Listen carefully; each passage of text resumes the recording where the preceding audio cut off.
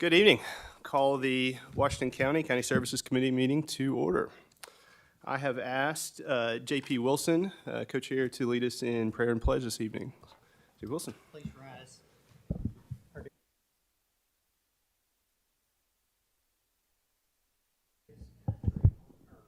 Just thank you for all the blessings that you send our way. Lord, we ask for your wisdom and knowledge as we work through our agenda tonight.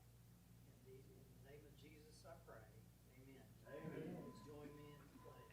I pledge allegiance to the flag of the United States of America and to the republic for which it stands, one nation, under God, indivisible, with liberty and justice for all.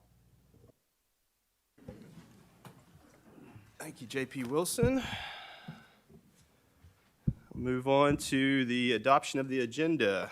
Do I hear a motion to adopt? I move to adopt the agenda. I have a motion by J.P. Rio Stafford. Do I hear a second? Second. And I have 2 seconds. All those in favor of adoption, say aye. Aye. Any opposed? The agenda is adopted.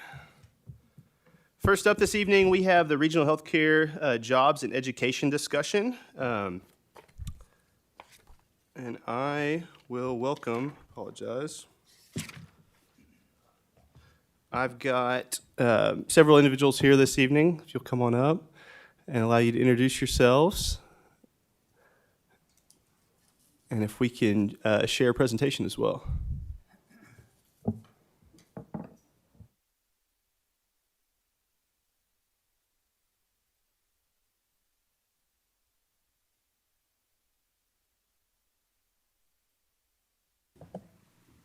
Okay, that's projecting okay? No?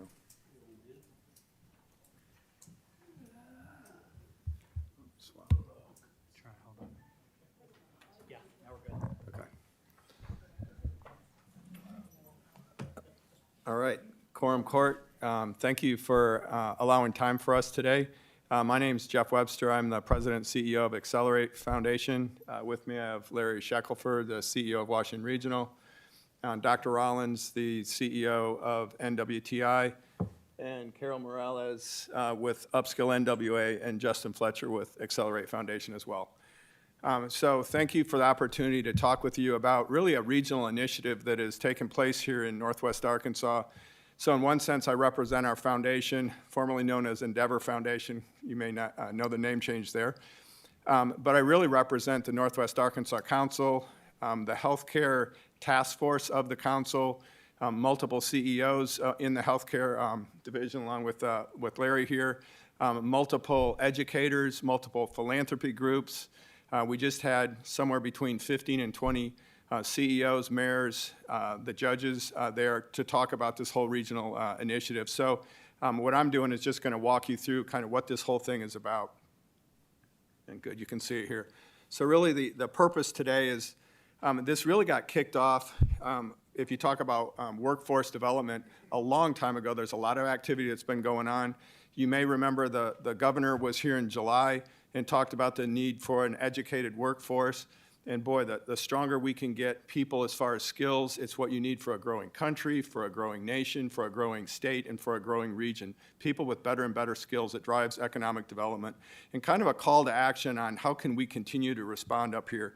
So the purpose today is to talk with you a little bit about that response, give you an overview of what does this program like, how does it work, what are the benefits right back down to Washington County, and we'll be showing you that. So that little pie chart on the left, I could talk to you about this from the standpoint of economic development. We could talk about it for what does it do for the individual, the people that live in Washington County, or what does it do for healthcare. So it's such a win, it really could be talked about from various directions. So that call to action really was about economic growth for the state. And so you see that's out there. So these are the things that are bringing this together. The whole healthcare transformation is a big emphasis of the council. Larry and others have talked a lot about our residency program, and there's been a good effort of bringing more residencies to the state. But you still see what's going on here. There's over 1,000 healthcare jobs that go unfilled every year. And these are paramount for our healthcare system to function as it should. On top of this, you've had COVID, and we all know this. COVID has impacted not only the hospital systems, but individuals within our county as well. And so you sit here and you start bringing these things together. God, there's people that have lost their jobs due to COVID. They want to be working. There's an opportunity to be working. There's 1,000+ jobs that are great paying jobs, some of the best in our region, but that people don't have the training to go into this. So how do we start to solve that? And just when you get ready to train people, you go, well, we do have the capacity to do this, right, at our educational institutions. And you're going to see here in a second, we actually don't. We're at max capacity when we try and do this. So this kind of sound like there's a mess here or a problem, but the reality is there's a solution to this, but it really requires all of us coming together, and that's what you're going to see as we go through this. So I'll turn these quickly. This is a council page. You know, there's a forecast. Of course, there's tons of growth going on here. There's more jobs that are needed more and more as you go forward, but a lot of our workforce is retiring. The other thing that you see on this page is if you look at basically everything from associates up, 2/3 of our workforce has less than a bachelor's degree. The point isn't to get them all to a bachelor's degree. The point is there's some 200,000 people that could be upskilled into these types of jobs if we just had the right program in place to be able to do this. So what we launched in July at the council meeting, the governor was here, kind of called to action all around workforce, and we announced the creation of this new organization called Upskill NWA. The initial dollars on this, the seed money, if you will, came from Walton Family Foundation and our foundation. We each put in $1.5 million, so $3 million to start the program. And you'll see what it's all about here, but it's modeled after a program that operates especially in Texas. It's called different names, Quest, it could be called Capital Idea, Vita.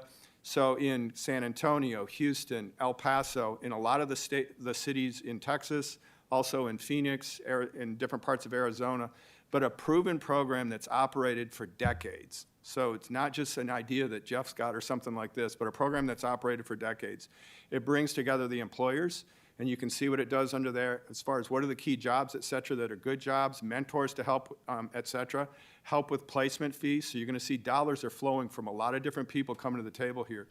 But help from the educators of making sure they get the right education that are needed to match up with those employer needs. And then it leverages our whole health and human services sector. You're going to see how we do this via HEART, but it leverages over 200 different social service groups that we have to make sure that people get the right kind of wraparound support, if you will, on that. Then Upskill really sits at the center as far as the coordination that takes place across this, set on a foundation of the community, the council, philanthropy, et cetera. So that's the model, again, that we're replicating. That's what that Quest is all about. What drives this is really multiple things. It's the, for people, it's what are they getting? They're getting educational access. And for a lot of people, it's not just dollars, we'll talk about that, but it's just, how do I even get started? How would I do this? No one in my family perhaps has ever gone to college. You know, I'm sharp, I got the ability to go to college, but I don't even know where to start. So first of all, it's just the access to a program like this. The financial support, it pays their tuition, it pays their books, it pays their fees, if they've got scrubs, all that kind of stuff, it pays all of that piece of it as well. The social services support, so again, we bring in the social service sector, but if they need help with childcare, if they're in South Fayetteville and have a challenge of how do I get up to where the educational facilities are, it helps with transportation. And another family might need, hey, I've got a kid at home and they need some counseling, I need some help with that. So it brings all those to the table.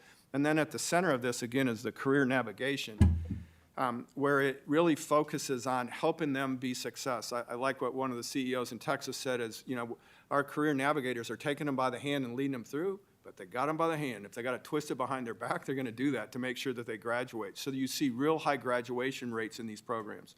Upskill also has these VIP classes, Vision, Initiative, Perseverance. It's really helping them to how to be a great employee, how to resolve conflict, how to communicate, how to manage my finances and all these types of things. So it's helping them beyond simply the core curriculum as we talk about healthcare. Who is it for? It's typically non-traditional students. You've no doubt heard a lot of discussion around we lose a lot of folks leaving the state. Big problem as far as all the doctors in our residency program, so Washington Regional, others creating those slots to keep the doctors at home. But you have so the point here is non-traditional students, oftentimes they want to stay here. They're from here, their families are here, they're invested in this community, so it's the right type of population that you want as well. I won't read all these reasons on how they end up in this situation. The point is, one way or another, here they are. They might be 35 years old, and it's like game over. So it's like, well, wait a minute, this isn't game over. There is a way to help them, and that's what this program is all about. So at the end of the day, if you look at the common thread across this whole thing, it's how do I get access to resources on the type of resources that I've been talking about. So we said, okay, as we launch this organization, we're going to focus. We're going to focus on healthcare. It is, as you can see, it's one of the biggest that we have, one of the fastest that we have, and oh, by the way, it is probably the central theme, if not one of, not the biggest central theme of the council as far as healthcare and what we need to do.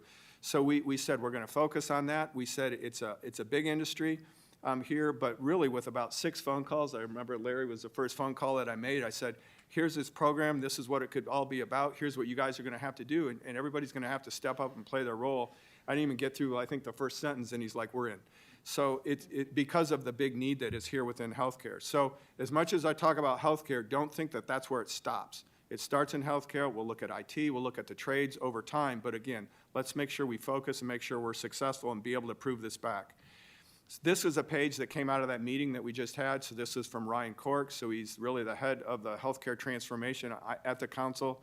And you can see this, almost $1 billion a year are lost out of our region from out-migration of people going for specialty roles, et cetera. You see the whole COVID situation, and Larry could certainly talk to this better than I can, but it exposed, you know what, we're strong, but you know what, we got some weaknesses out here, folks, too, and we need to make sure that we keep shoring these things up. And then the educational facilities, and especially in this healthcare sector, they're maxed out. So it's, as we went into this program, we said, you guys have a lot of capacity, right? And they're like, no, not so much. So that becomes a challenge you'll see on that. So at the end of the day, 1,000 openings a year, despite what's coming out of UAMS, NWAC, and NWTI. And at the end of the day, if we don't bring them to the table, we're gonna be in trouble. I mean, that's the bottom line of this whole thing. So if you look at, this was a page that Eric Pinalto talked about from the side of the employer, if you will. This is a real thing. It's a real need. COVID's made this even clearer. But again, the healthcare sector, both the for-profit, nonprofits, willing to work together, willing to bring dollars to the table to do this whole thing. You'll see that in a second. And again, so strategically, financially, operationally, how do they make this whole thing happen? So it's these kind of jobs that we've talked about. Again, you can see these are great jobs. These are can be entry-level jobs, and then people can progress oftentimes in this as well. But then there's a facility component of this. And so as we got into this, we need to expand our facilities. So if you think of this, Dr. Rollins talks a lot about a pyramid, if you will. So you got doctors or specialists at the top of this, you know, and then the mid-level where you have RNs, and x-ray techs, et cetera. So that might be bachelor's rolling into associate degree. But then the biggest piece of this whole thing is what NWTI does, and it's the certificate programs. So it could be LPNs, could be CNAs, a lot of different certificate pieces that are required there. So if you look at this and we said, okay, we're going to figure out how to do the program, it's like, where are you going to educate these people? So NWTI, this would be a $10 million facility, a new facility right there next to the rodeo grounds, if you will, in Springdale, Washington County, right? And it would take their output from 100 students up to 300 students. So that's a big step up towards what we're out to do here. So that's one piece of it. So now let's talk about the other side of 49 and the NWAC facility. NWAC, as far as RNs, a lot of the RNs are associate degree RNs. And the place for RNs really, associate degree in Northwest Arkansas is NWAC. So as you guys know, they expanded the facility on the west side of 49 there, but they only do about 40 RNs a year. So this would all of a sudden take them up to 120 RNs a year, and probably if you ask Larry what is the one single job that they need the most, it's going to be RNs. So we've got it's not a which one do we do, it's called we got to do both of these, and we'll talk about that in a second. So why do these programs work? And then I'll start winding into the Washington regional part of this. Is it's viewed from a lot of different ways. Like, why for decades do these cities in Texas continue to do this? And I'd kind of say from both sides of the aisle, there's a win here, folks. So if you think about what it does for the individual, again, bringing them up to an 80% IMI, area median income for their household, or at least bringing them up $15,000 a year. And if you're making $25,000 right now and it's a $15,000 increase, that is huge for folks, right? So there's that aspect for the individual. But then generationally, typical, these folks, that non-traditional students that are in that type of income band, usually only 45% of their kids go on to college. In these programs, proven time and time again, they track it in Texas, we'll track it here, 70% of their kids then go on to further education. So it becomes systemic. It's what you want to have happen. It's multi-generational in that.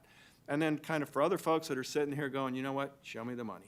Well, probably this is one of the biggest reasons they do it. It is a payback to the cities, the counties, and the whole community in terms of how they do this. And we'll show you this literally for Washington County. But again, huge impact as far as economic development on what it does for the area. So at the end of the day, there's a payback on this. It's not a hand out. This is called hand up, and show me the payback, and we'll show you that. So that's why they do it. So as I start getting into this more specifically, so the overall program is a just under $30 million program. So let's talk about infrastructure first. So I talked about it's a $10 million new facility at NWTI and a $5 million expansion of NWAC. So the total cost therefore is $15 million.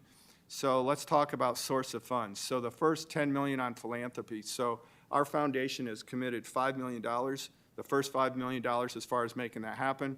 We're working with the other philanthropy groups, so we won't name them specifically today, as far as bridging that other $5 on the philanthropy side. We're highly confident from the state that we'll be able to get $2 million from the state, which then brings us to that $3 million sitting there with the box around it. And we're going to talk about ARP money here in a second, but the city of Springdale has committed $2 million of the infrastructure, so the ask from Washington County would be $1 million out of that $3 million. So that's on the infrastructure side, so it's really a $1 million ask from the county to support $15 million of infrastructure that would be going in. On the program side, and I'll talk about program in a second, so this is the funding mechanism that is paying for the students to be in the program. You can see that first $3 million that come in from philanthropy, so that's us and Walton Family Foundation. Then the employers, there's really two pieces there. The employers are paying a third of the cost of a student as they hire a student and they come into the program. And then the employer's also helping with the adjunct professor component piece with the universities and institutions. That is another necessary component. So all in across the employers, you see a $5 million contribution there. So that really brings us to the $6.5 million gap, if you will, across this. So as we've stepped back and talked with the different cities and counties, et cetera, you guys are probably aware of this, or at least for Washington County, the $46 million that came in. So this is the fiscal recovery fund money that we're talking about. So there's at least 4 categories you can use it for, but the number one first out of the chute category is to help situations, people, et cetera, that have been impacted due to the pandemic.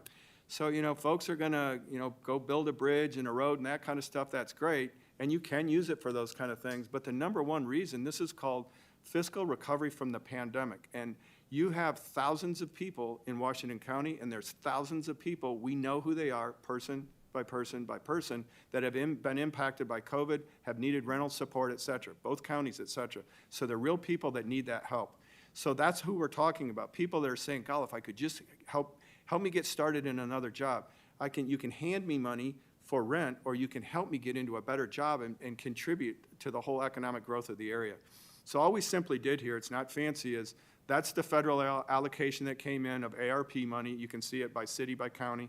You should know the county chunk is big. It's because of how did the federal allocation work. They simply said, what is the body count, if you will, across all the different counties? And that's why the big chunk went to the county. So it's counting also the people that are in Springdale and Fayetteville as they came up with that amount. Then they came back and looked at CBDG calculations as far as additional money for the cities, and that's where you see the Springdale-Fayetteville piece come into this.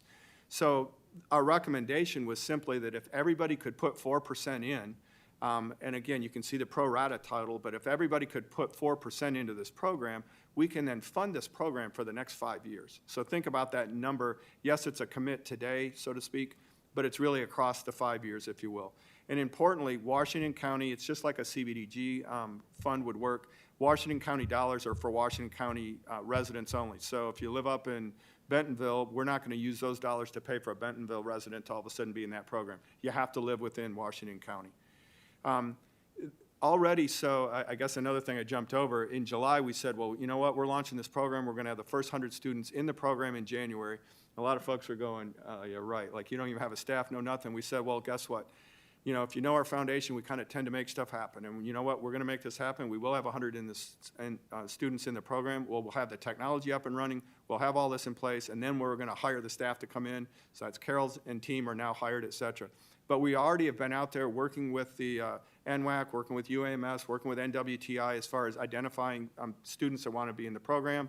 If you go to upskillnwa.com, you can see the website and you can see the application for these different roles. So we already have got just under 200 people have applied for the program already. This is literally the data that we have. If you know our foundation, we're super strong on data too. So you can see what the makeup is. If you look down here, over half the people that have applied are from Washington County, but we can see them. We've got prioritization around military service, around single family, if you will. Our minimum target really is 25% people of color. You can see we're tracking over 50% people of color. So it works on a lot of different ways. So we can already see who is coming into the program. This is not conceptual. These are people that are applying. Again, we know who they are. We know where they work, you know, addresses and everything else as far as tracking. We can already see that different people need different types of things. This is just an example of a HEART plan, where depending on what types of social services the person needs, you know, if you're a single parent with a little one and you need some help on one thing, that's one thing. In another situation, you may not even need kids, but you could use some help with transportation. So we will tailor a plan in terms of what kind of help that they actually need. And then this, I'll slow down a little bit for. This is the money slide, really, as far as these are literal people in Washington County that have applied for the program. So there's 69 people that have applied for this program. So we know who they are. We know all of their demographics that you saw from the previous page. We know where they currently work. We know what they currently make.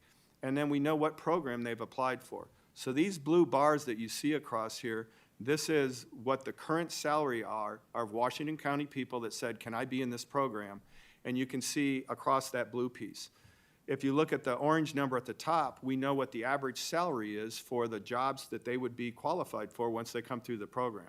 So the point is that green bar is the amount of upskill dollars that they would see as they graduate that program. So if you come over here, on average, what that's telling you, it's about $22,000 per person. So again, better than that 15 we talked about, $22,000 per person. The investment of this $1.9 million, and you look at $22,000 per person, that funds 137 people for Washington County, and you look at that across 5 years as far as what does that income do? It's $15 million of increased income for the people that live in Washington County that guess what they do? They pay taxes in Washington County with that money. They go to the mall in Washington County. They go out to Arcegas and everywhere else. So that money comes back. So that's what's coming back into this, the county, if you will, on that. And at the end of the day, if you look at what that cost is, $1.9 million versus that $15 million, it's an 8-to-1 return. We can already see this is what's going to happen. You can already see it, literal people right now.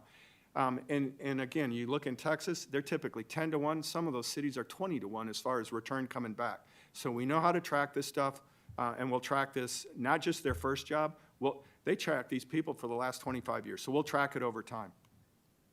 Just to give you a picture of these are real people that have applied for the program. And boy, I mean, I tend to get tears at times on this stuff, but the difference that you can make in these people's lives, I mean, when you sit there and you go through the interview situations, and it's just amazing on the transformation. These people are willing to work hard if somebody would just give them a chance. So as much as I'm here as far as our foundation and all these institutions, at the end of the day, I'd really say I'm here for these type of people. So you can see this as an example. I mean, they just roll in. These are real people, real stories, et cetera. So the last page I have is really this. So the request is really that you would support what's going on here. You can see a lot of different people doing pieces of this. You know, our foundation is putting in $6.5 million. The ask here really is just under $3 million from Washington County, but it would support the campus expansion at NWAC. It would support the new facility at NWTI. It would put dollars, use the fiscal recovery dollars to help the people that have been impacted. So we know of these people, we know who's been impacted by COVID or not, because we ask those questionnaires as we go through this process. So the total ask, just under $3 million, 5-year projected impact of $15 million, that 5-year projected ROI based on the program piece is an 8-to-1 to the city, or to the county. So that's the piece I have. Larry, if you want to offer any points to this, and then Dr. Rollins, and we'll take questions from there. So, here in Northwest Ark. Yeah, okay, that's better. You do that. Better? Here in Washington County, one of the biggest blessings is our growth, and one of the biggest challenges is our growth, right? And our population has outgrown our healthcare infrastructure. So at Washington Regional, this is a really important project for us. We have just over 3,300 employees at Washington Regional. In 2010, we had 2,000. So we've seen a 50% increase in employment in that 10-year period of time. And as Jeff pointed out, these are jobs that are open. We've spent a lot of time talking about how do we train doctors, how do we train nurses, and that's an important piece of that infrastructure. But these jobs that Jeff has outlined are that foundation that we need in order to grow. One of the things that I like about this request is there is a way that we can continue the program once we have the infrastructure and once we have it up and going. As an employer, we're willing to pay a job placement fee, and there's some skin in the game, as a part of that fee would be due when they start, and a part of it maybe at 6 months or a year.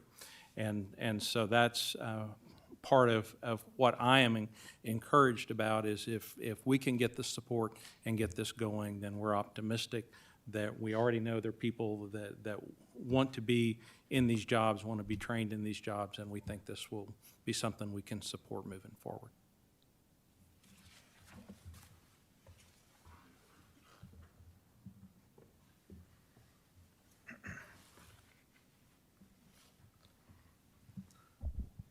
Thank you very much for having us this evening.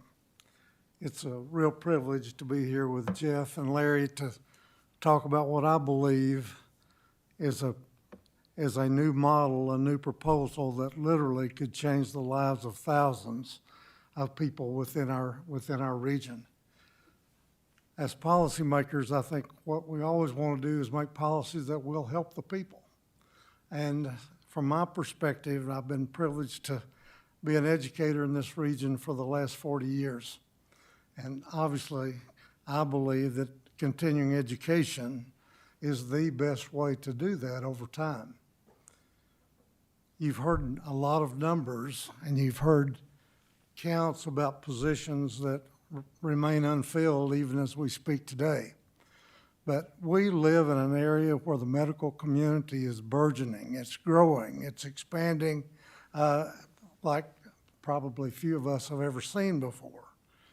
The research that I've been reading for the last year is that more than 8,500 new positions have been created in the medical community during this past year.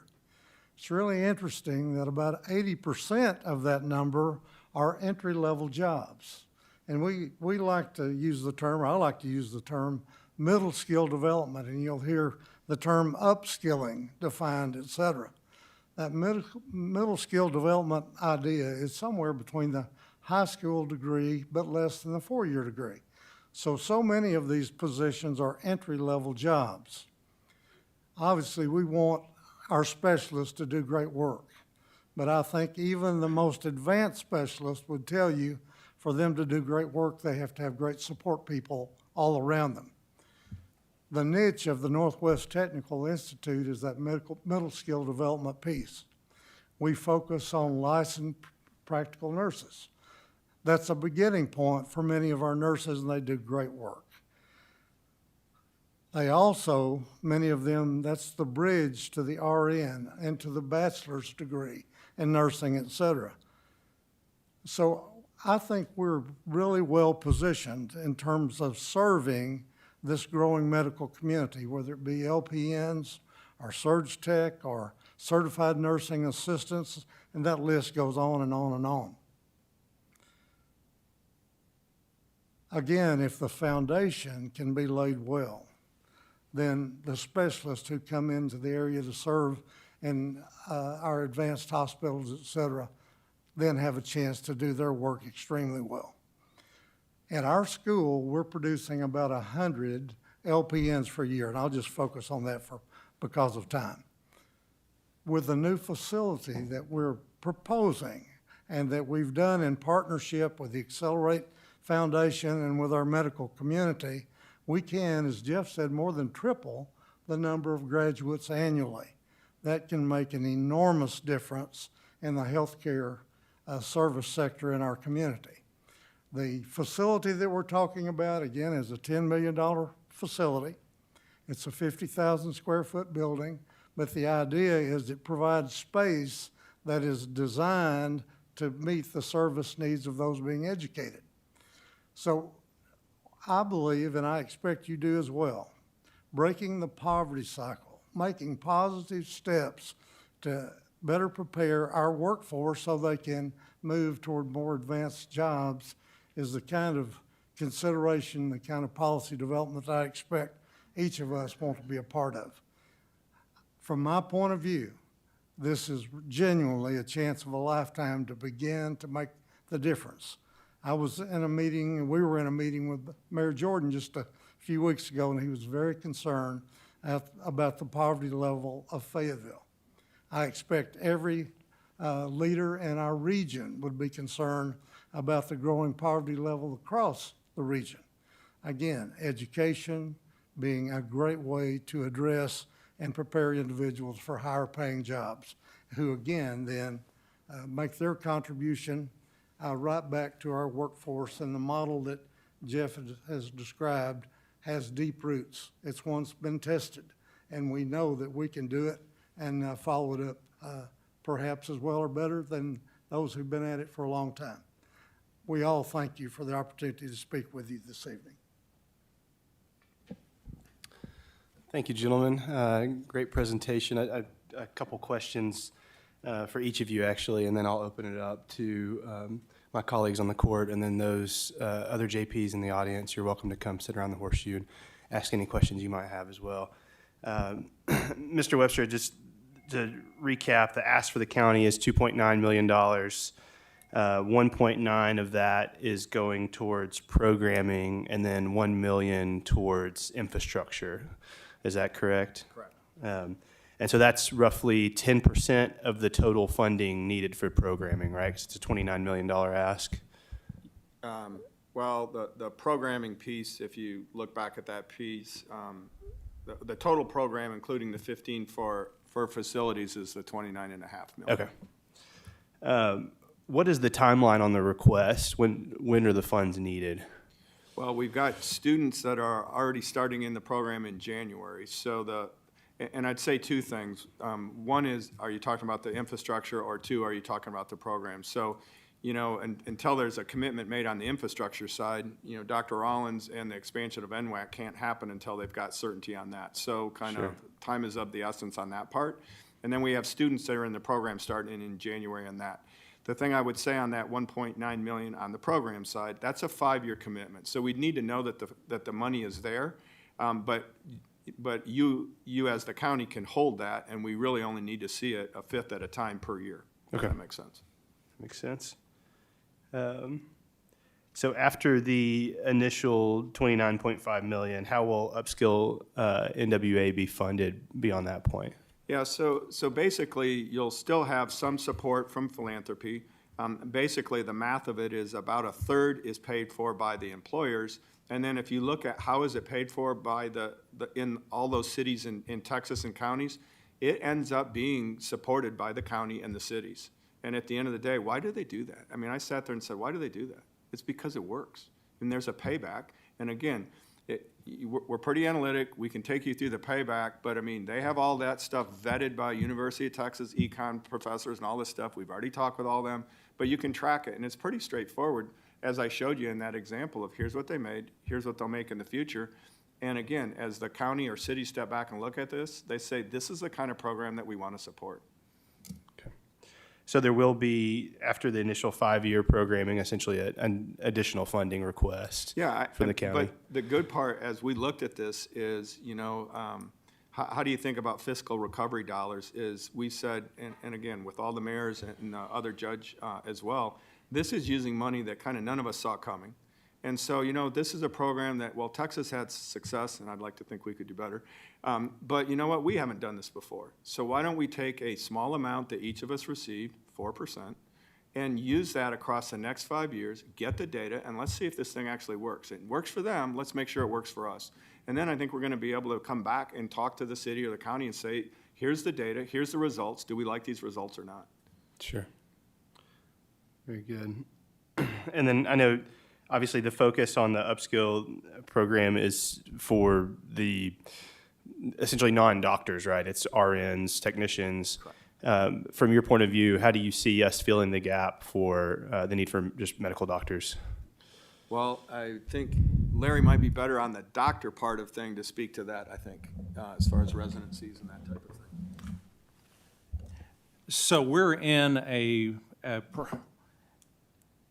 program that over the next 10 years, we're going to create 92 additional residency slots over that period of time. Regional just went through what's called a rural wage reclassification, which has given us access to government GME dollars. And that first is an internal medicine residency, and that will begin next year. And then we have plans to add family practice, neurology, emergency medicine, general surgery over those next period of time. Do we currently have any residency programs in Northwest Arkansas? We do. There's currently a family practice residency program. Washington Regional has around 25 family practice residents.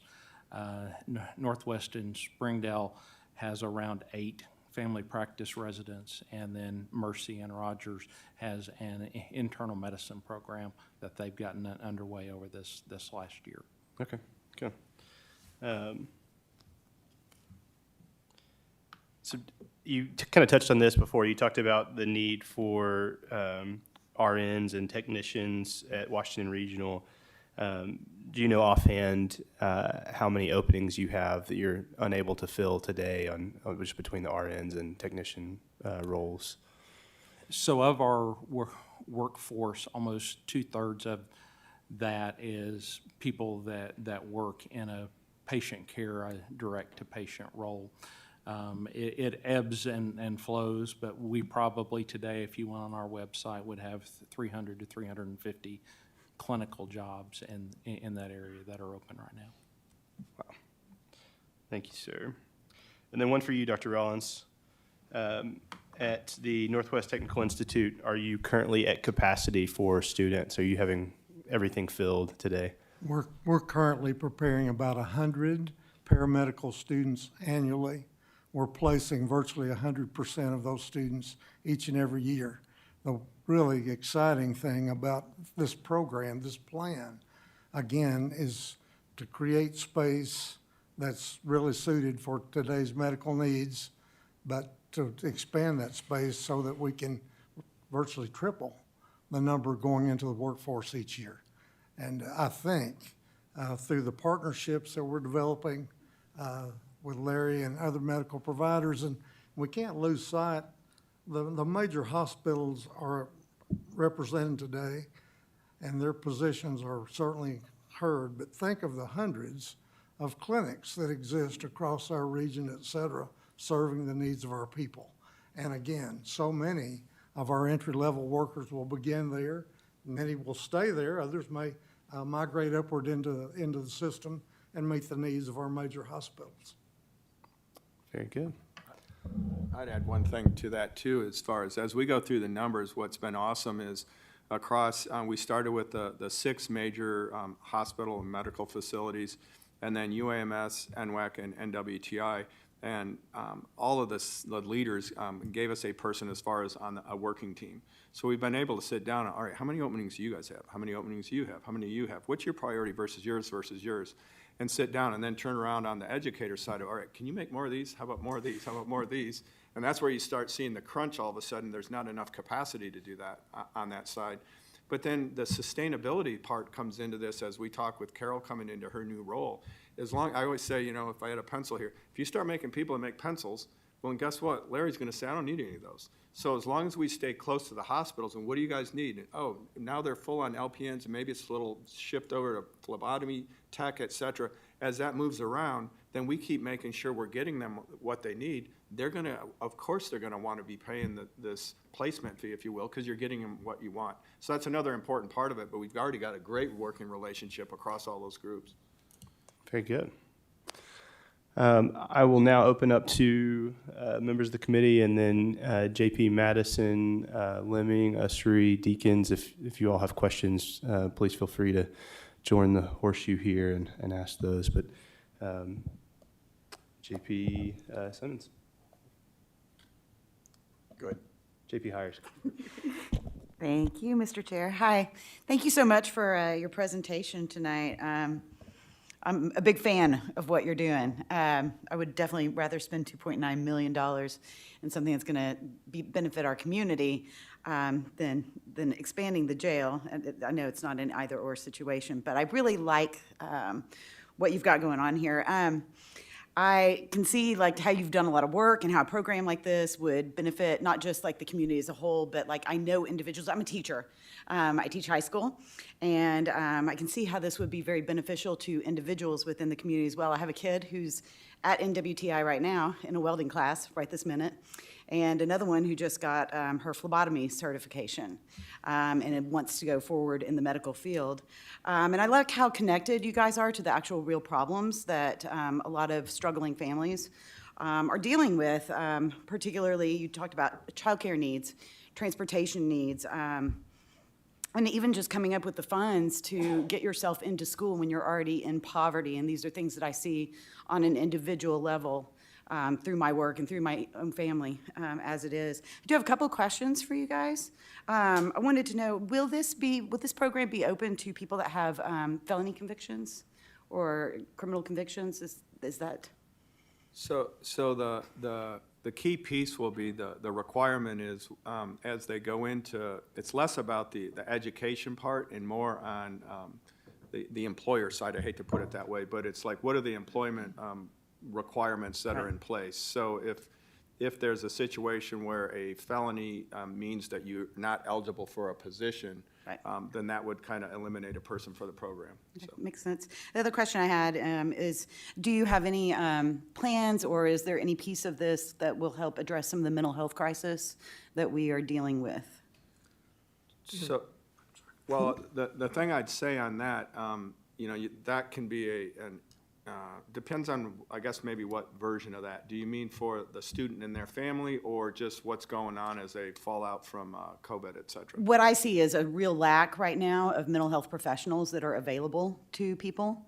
And so I didn't know if this program would in any way kind of help with that. The mental health piece is a major part of our curricular design. I so agree with what you're saying. And another piece that's emerging and growing in prominence, but really complements the mental health piece, is the whole health consideration, where you really work with individuals to put them more and more in charge of their own health through good decision-making, et cetera. So we're looking very closely at the mental health side, making sure that we've created appropriate programming and appropriate space to accommodate that need. Okay, thank you so much. Thank you. Thank you, Chair. Thank you, gentlemen, for your presentation tonight. I'm a resident of Washington County because of one of these unfilled medical positions that recruited my family to this area. And being here for almost 12 years now and seeing this care corridor develop and the healthcare industry just blossom in this area, Mr. Schaefer, you put it quite correctly. The growth of this area is a blessing, but it's also a challenge. And the proposal that you guys are doing is taking the bull by the horns and finding a way to plant the seed for future workforce development, which is at the core a development that rising tide lifts all ships kind of thing. And so really, really excited about this. I'd be hard pressed to find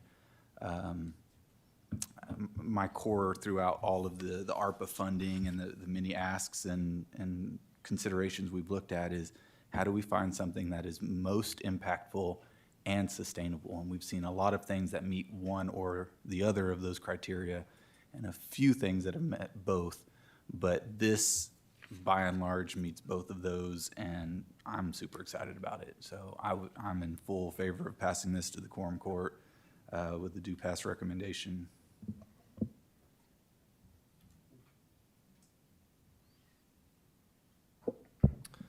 Any other questions or comments? J.P. Wilson? Thank you.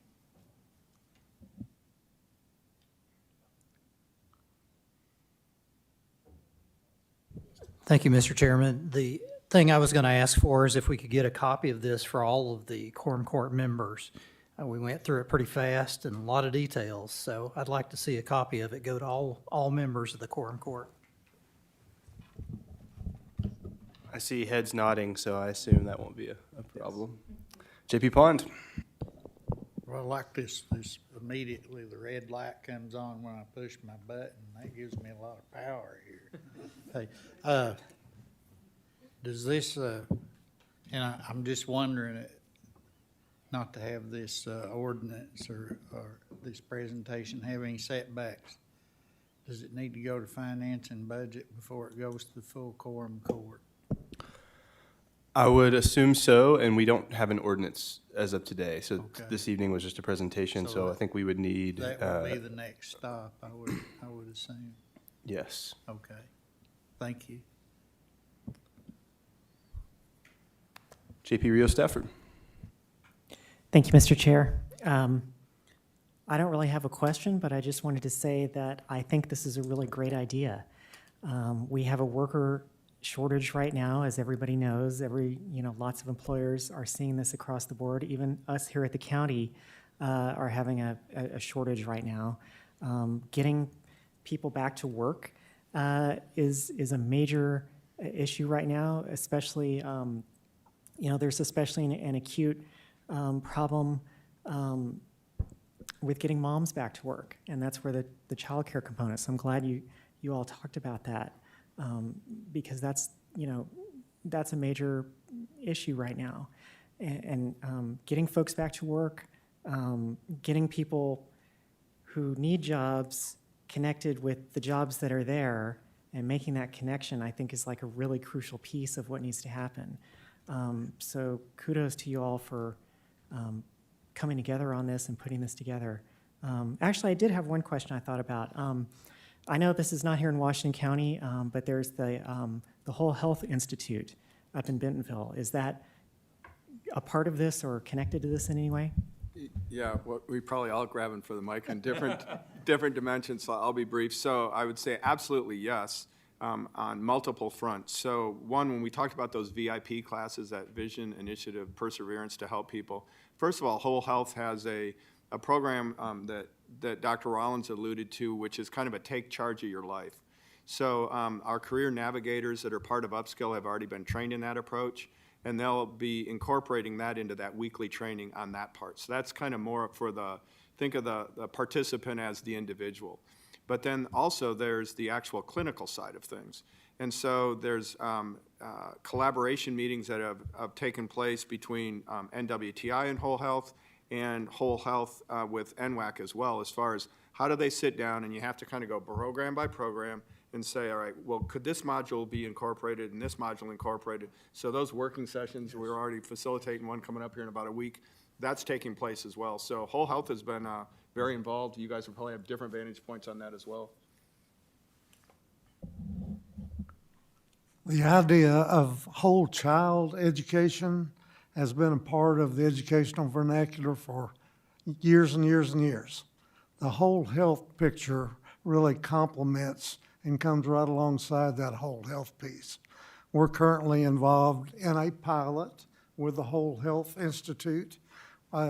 Every member of our staff is a part of that, and the students, this first group, will be in our allied health program. So we're going to spend the next 6 to 9 months really working and growing our understanding and seeing how whole health can blend and fit with our existing clinical preparations, et cetera. So I think it's going to be a great partnership as we go forward. And then we're also working, one of the components of Whole Health Institute is a medical school. And those medical students will rotate during that four-year program. And so we're working with them to be able to come to Washington Regional for those medical school rotations.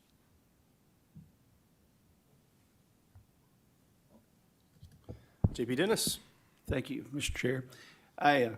Great presentation, and my son was a graduate from NTI as well. So, gosh, it was 1998 or something like that. So, quite a while back. But also had a daughter who went through nursing school and had a very difficult time because she ended up having to go all the way to Bentonville, and then we live in Prairie Grove, and so the travel becomes a problem, and that travel problem is even getting worse as gasoline gets higher and higher, and cost of transportation is harder for people to get to school when it's farther away.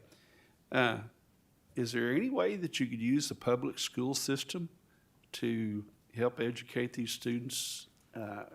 Because what I see is this: the county is losing funds to the cities because the county's shrinking and the cities are expanding.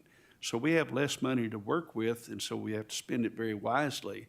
But also, the more money is going to the school systems, and it looks to me like, I represent Farmington. Farmington has quite the facility now. And is there any way that the school systems could work with you on this as well? Well, I do think we need to be looking at putting options on the table. In virtually every meeting that we've had the privilege to be in, the very point that you're making has been brought forward.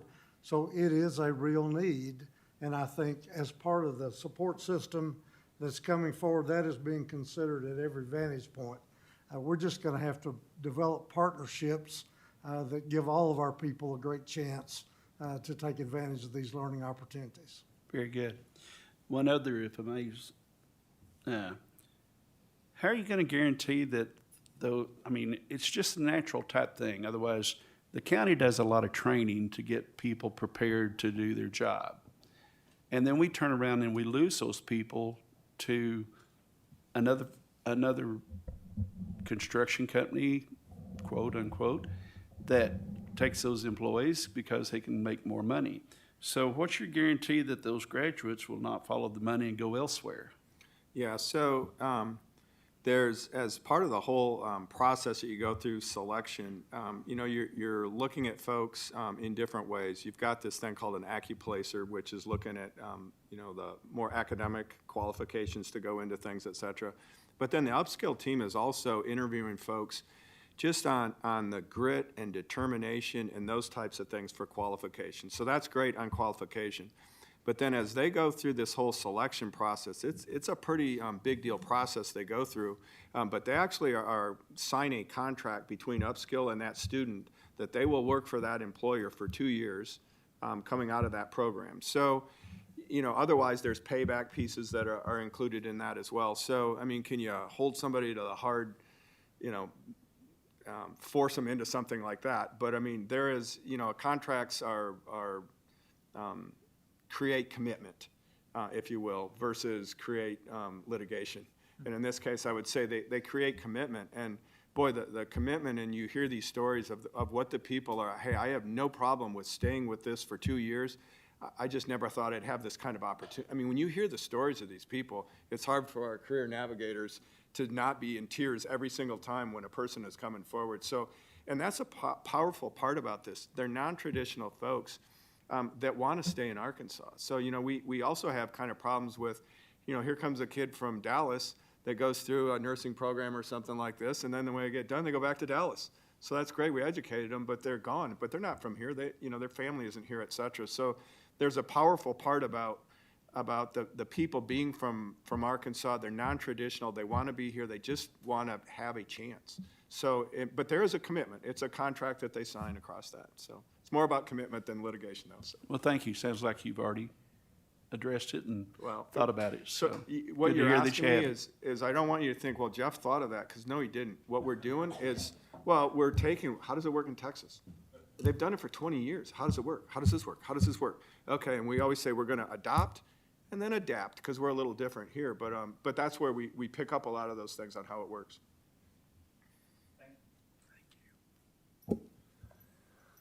I don't see any other questions from members of the committee, but JP Madison.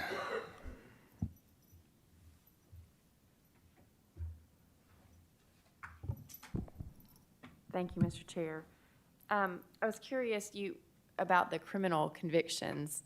You all said it would be up to the employer. You all are employers. What have you been able to do successfully to work with folks to get them to hire people with criminal records? Because that's a big issue for folks. A lot of folks in this category is. There was an old friend of mine who was a legislator, used to always say down in the legislature not to make things felonies, because he would say, because if you make them a felony, that boy can't carry the mail. Because the more things we make felonies, the more people we basically kick out of the job market. And I think that's something that, do you all have any suggestions or ideas for that? So, and I hate to be putting Larry somewhat on the spot on this, but my understanding is, and again, boy, I'm the last expert on any of this, is it's not so much that we would sit there on upskill side, or I think even on the education side of, oh, you've had some kind of a criminal record, we don't think you deserve a chance, because I can tell you as a foundation, fundamentally, we believe people deserve second and sometimes third, et cetera, chances. But I think there may be some federal guidelines on what your background can be to actually be in a certain position at a healthcare facility, Larry, I think. Does that sound right? Yeah, I'm an employment lawyer. I know that much. I know that there are certain positions, like where there are federal regulations that prohibit people. Like, people who've embezzled generally can't work at a bank. It's that So- kind of point. It is that, and, you know, we still hire an individual for a job. Okay. And depending upon what that job is, you know, we've talked a lot about direct patient care jobs, but we have jobs in maintenance and in environmental services that we have more flexibility with hiring than we do maybe if somebody's handling drugs and doing Right. those sorts I of think the things. issue is just kind of trying to get away from, it's the ban the box initiatives that we've seen passed elsewhere, where it's just that blanket refusal that once you have a criminal conviction, you're sort of not eligible for anything. If y'all are willing to work with those folks to try to place them, I think that's encouraging. So, because that's a big part of this population. And you would help us keep people out of jail. Thank you.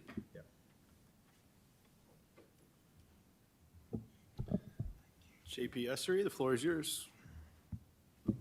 Thank you very much. I just have a question. I work in a manufacturing plant, and I know this is geared strictly toward the medical, but I think I caught in there somewhere that you're going to be looking at other areas as we go forward, because all employers are having trouble, not just the medical people.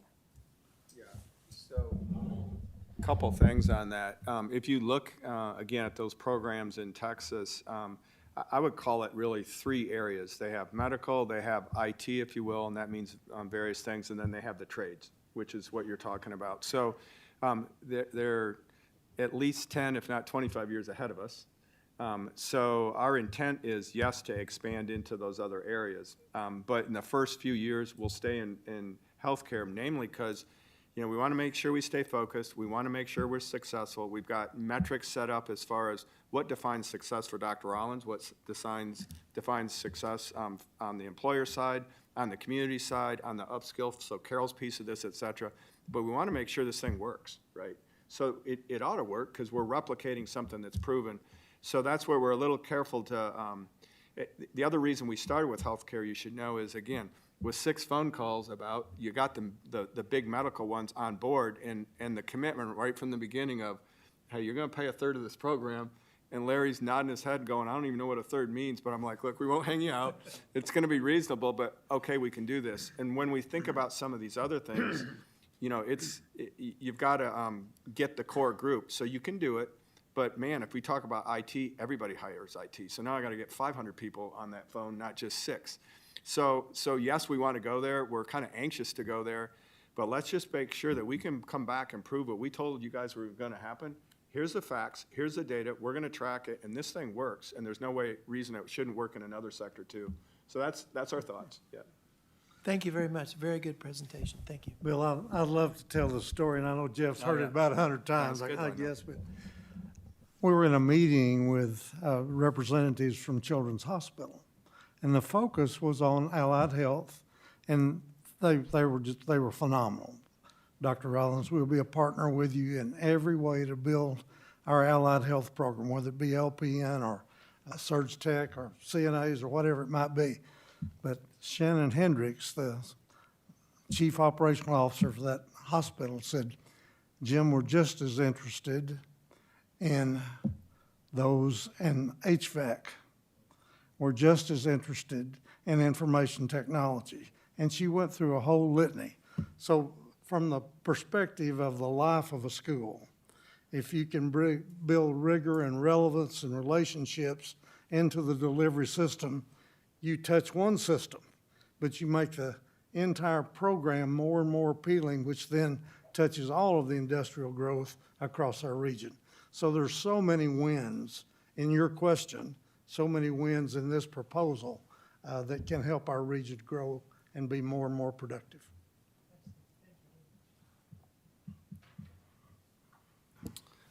Seeing no other questions, thank you, gentlemen. Thank you. Thank you. Appreciate your.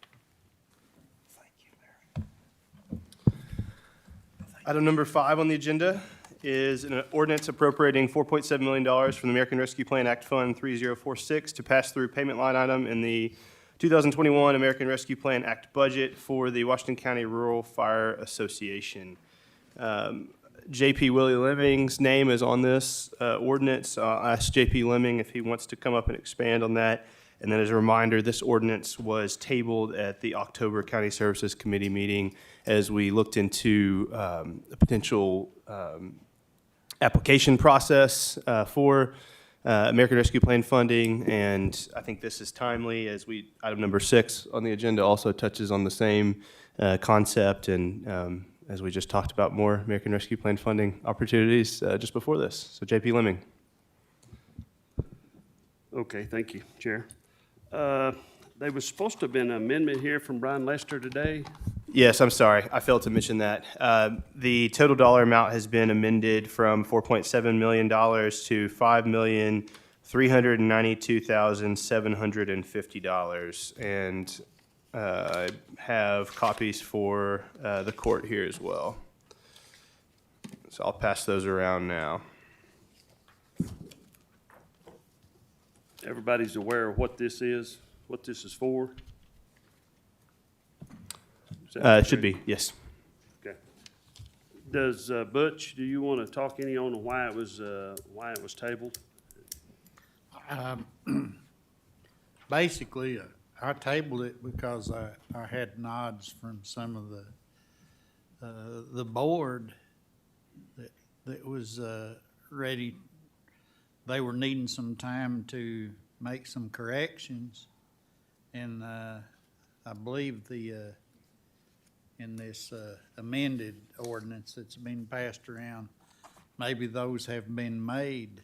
You and some of the other board members might want to discuss this. I'd like to have some of the other board members come forward and I want to make sure this amendment is correct. And basically, I do understand, as most of us do, the original proposal didn't have enough funds to equip the sheriff's department with their SCBA, which kind of left a hole in the whole program. If we did have some kind of a disaster where the sheriff's department you need them included in some large scale a building or whatever the situation might be. Did somebody show you a copy of this amendment? Yes, I've seen it. I won't have Willie come up and explain the exact reasons and the money and the sheriff and all that. A little bit of history on that. It's not been that many years ago where we didn't really have a fire marshal. We had the sheriff's deputies that played that part in the role of investigating fires. And hopefully, we're not gonna have that many situations where you need 2 or 3 deputies there. I've seen some of that. And here's the guy that's gonna really tell you about it. Good to see you. Good evening, and thank you for hearing us tonight. Boy, I tell you what, there's a lot of infrastructure proposals on the table tonight, isn't there? One of the reasons that we asked for this to be tabled last meeting was specifically because we did not include the sheriff's office in this proposal, and they do play a large role in emergency response. And to be quite honest with you, didn't even think about that piece of it, and them having several SCBA in their facilities, not to mention the juvenile detention center also has a host of them. There was also another typographical area in that, and that was one of the other reasons that we asked for it. There was 2 reasons, and it was probably more my fault in the way I proposed it. I proposed it in a couple different financial steps, and Mr. Lester used that top line instead of the bottom line, and so there was a good portion of the money that was left out for tax and for shipping and of that thing. So that's the 2 reasons that we asked for this to be tabled the last meeting. Obviously, we're here to answer any questions anybody may have. We brought some visual aids. I think some of you requested that last time and wanted to see kind of what an SCBA was, and so we're prepared to show you what those actually are and the importance of them in our professions. We do want to make it clear that it does include all the departments in Washington County. I know there's been some talk of that, and we're literally here just to answer your questions tonight. Thank you, sir. So I'll open up now to members of the committee to ask whatever questions you may have. Thank you, Chair. Can we have that visual representation? You betcha we Let's can. see it. Let's All see right. it. These guys haven't been sitting So, here for an hour. These folks have been sitting in the back of the chambers here, and they've been dying to get up here and show you what's going on. If you'll remember, last meeting we talked about the standard progressing forward and no longer being backwards compatible. And I think that's a lot of times what happens with technology as we progress through life, right? As things become not compatible. And so that's what's happened to these SCBAs going forward into the future. At some point in time, they've decided, the manufacturers have decided that going forward, the connections literally would be different amongst these air packs. And so Washington County as a whole has held off on purchasing any new SCBAs since 2018. 2018, the Springdale Fire Department acquired 4 of them, but they have not placed them in service due to the fact that they are not compatible with what we currently have in the field. And I want to show you the relevance of importance that these are compatible. And let's just think for a second. These 2 firefighters are in a structure fire, and they're crawling down a hallway. It's completely dark. They can't see where they're going. They can't see anything.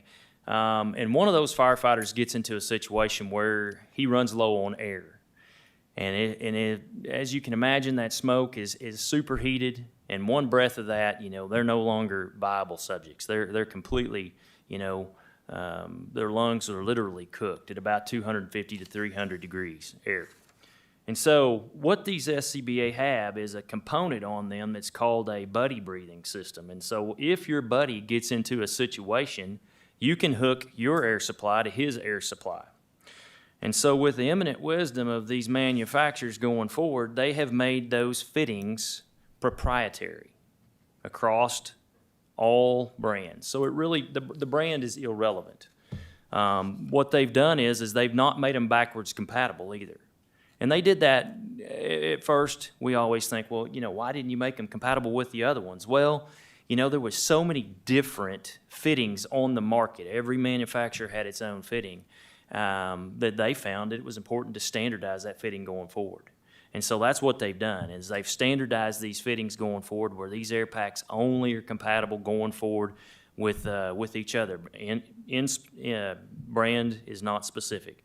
So as you saw, those two individuals are able to deploy this device on each one of their packs and hook those devices together. One of them can share air with the other one until we can have that firefighter get out of there.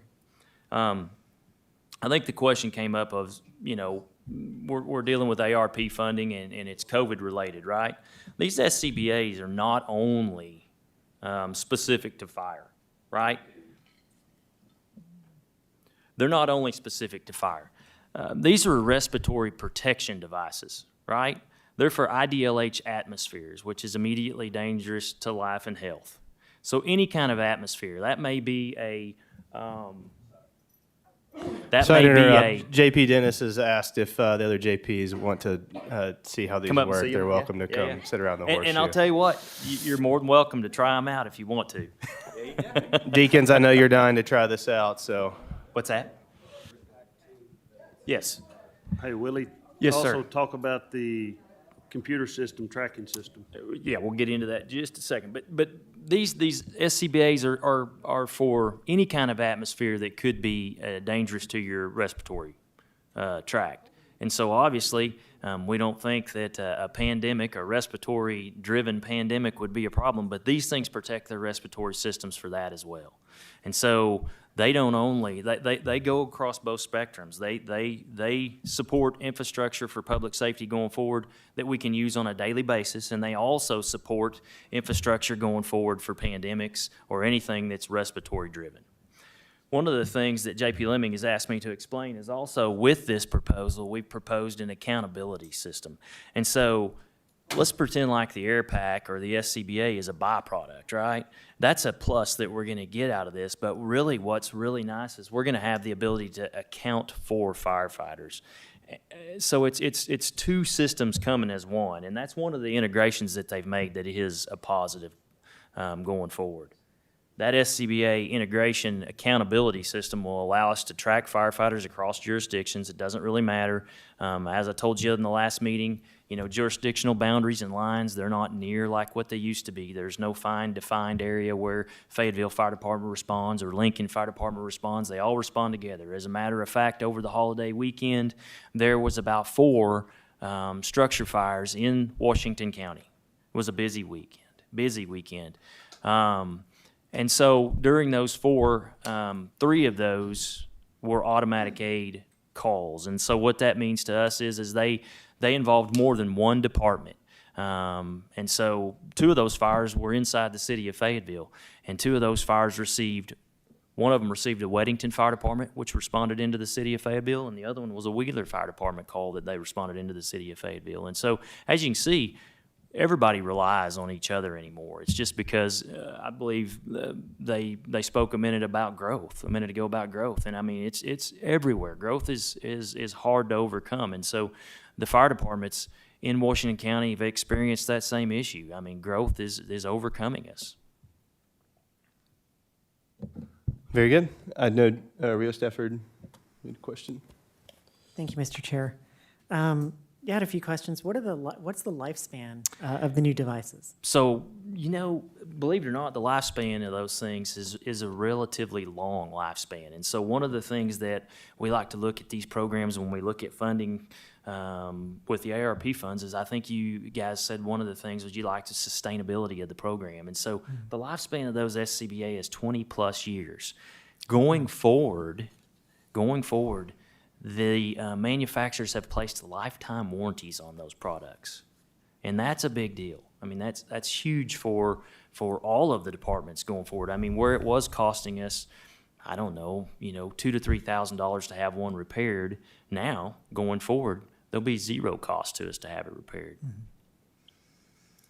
And hopefully they won't change the fittings again over the next 20 years. Goodness gracious, I hope not. But if they do, that's one of the things that has been that's been manageable up until now, is they haven't changed those fittings for several years. Okay. And so they had about a 20-year span on them. And really and truly, if we're talking about a technological piece of equipment, 20 years is a long time.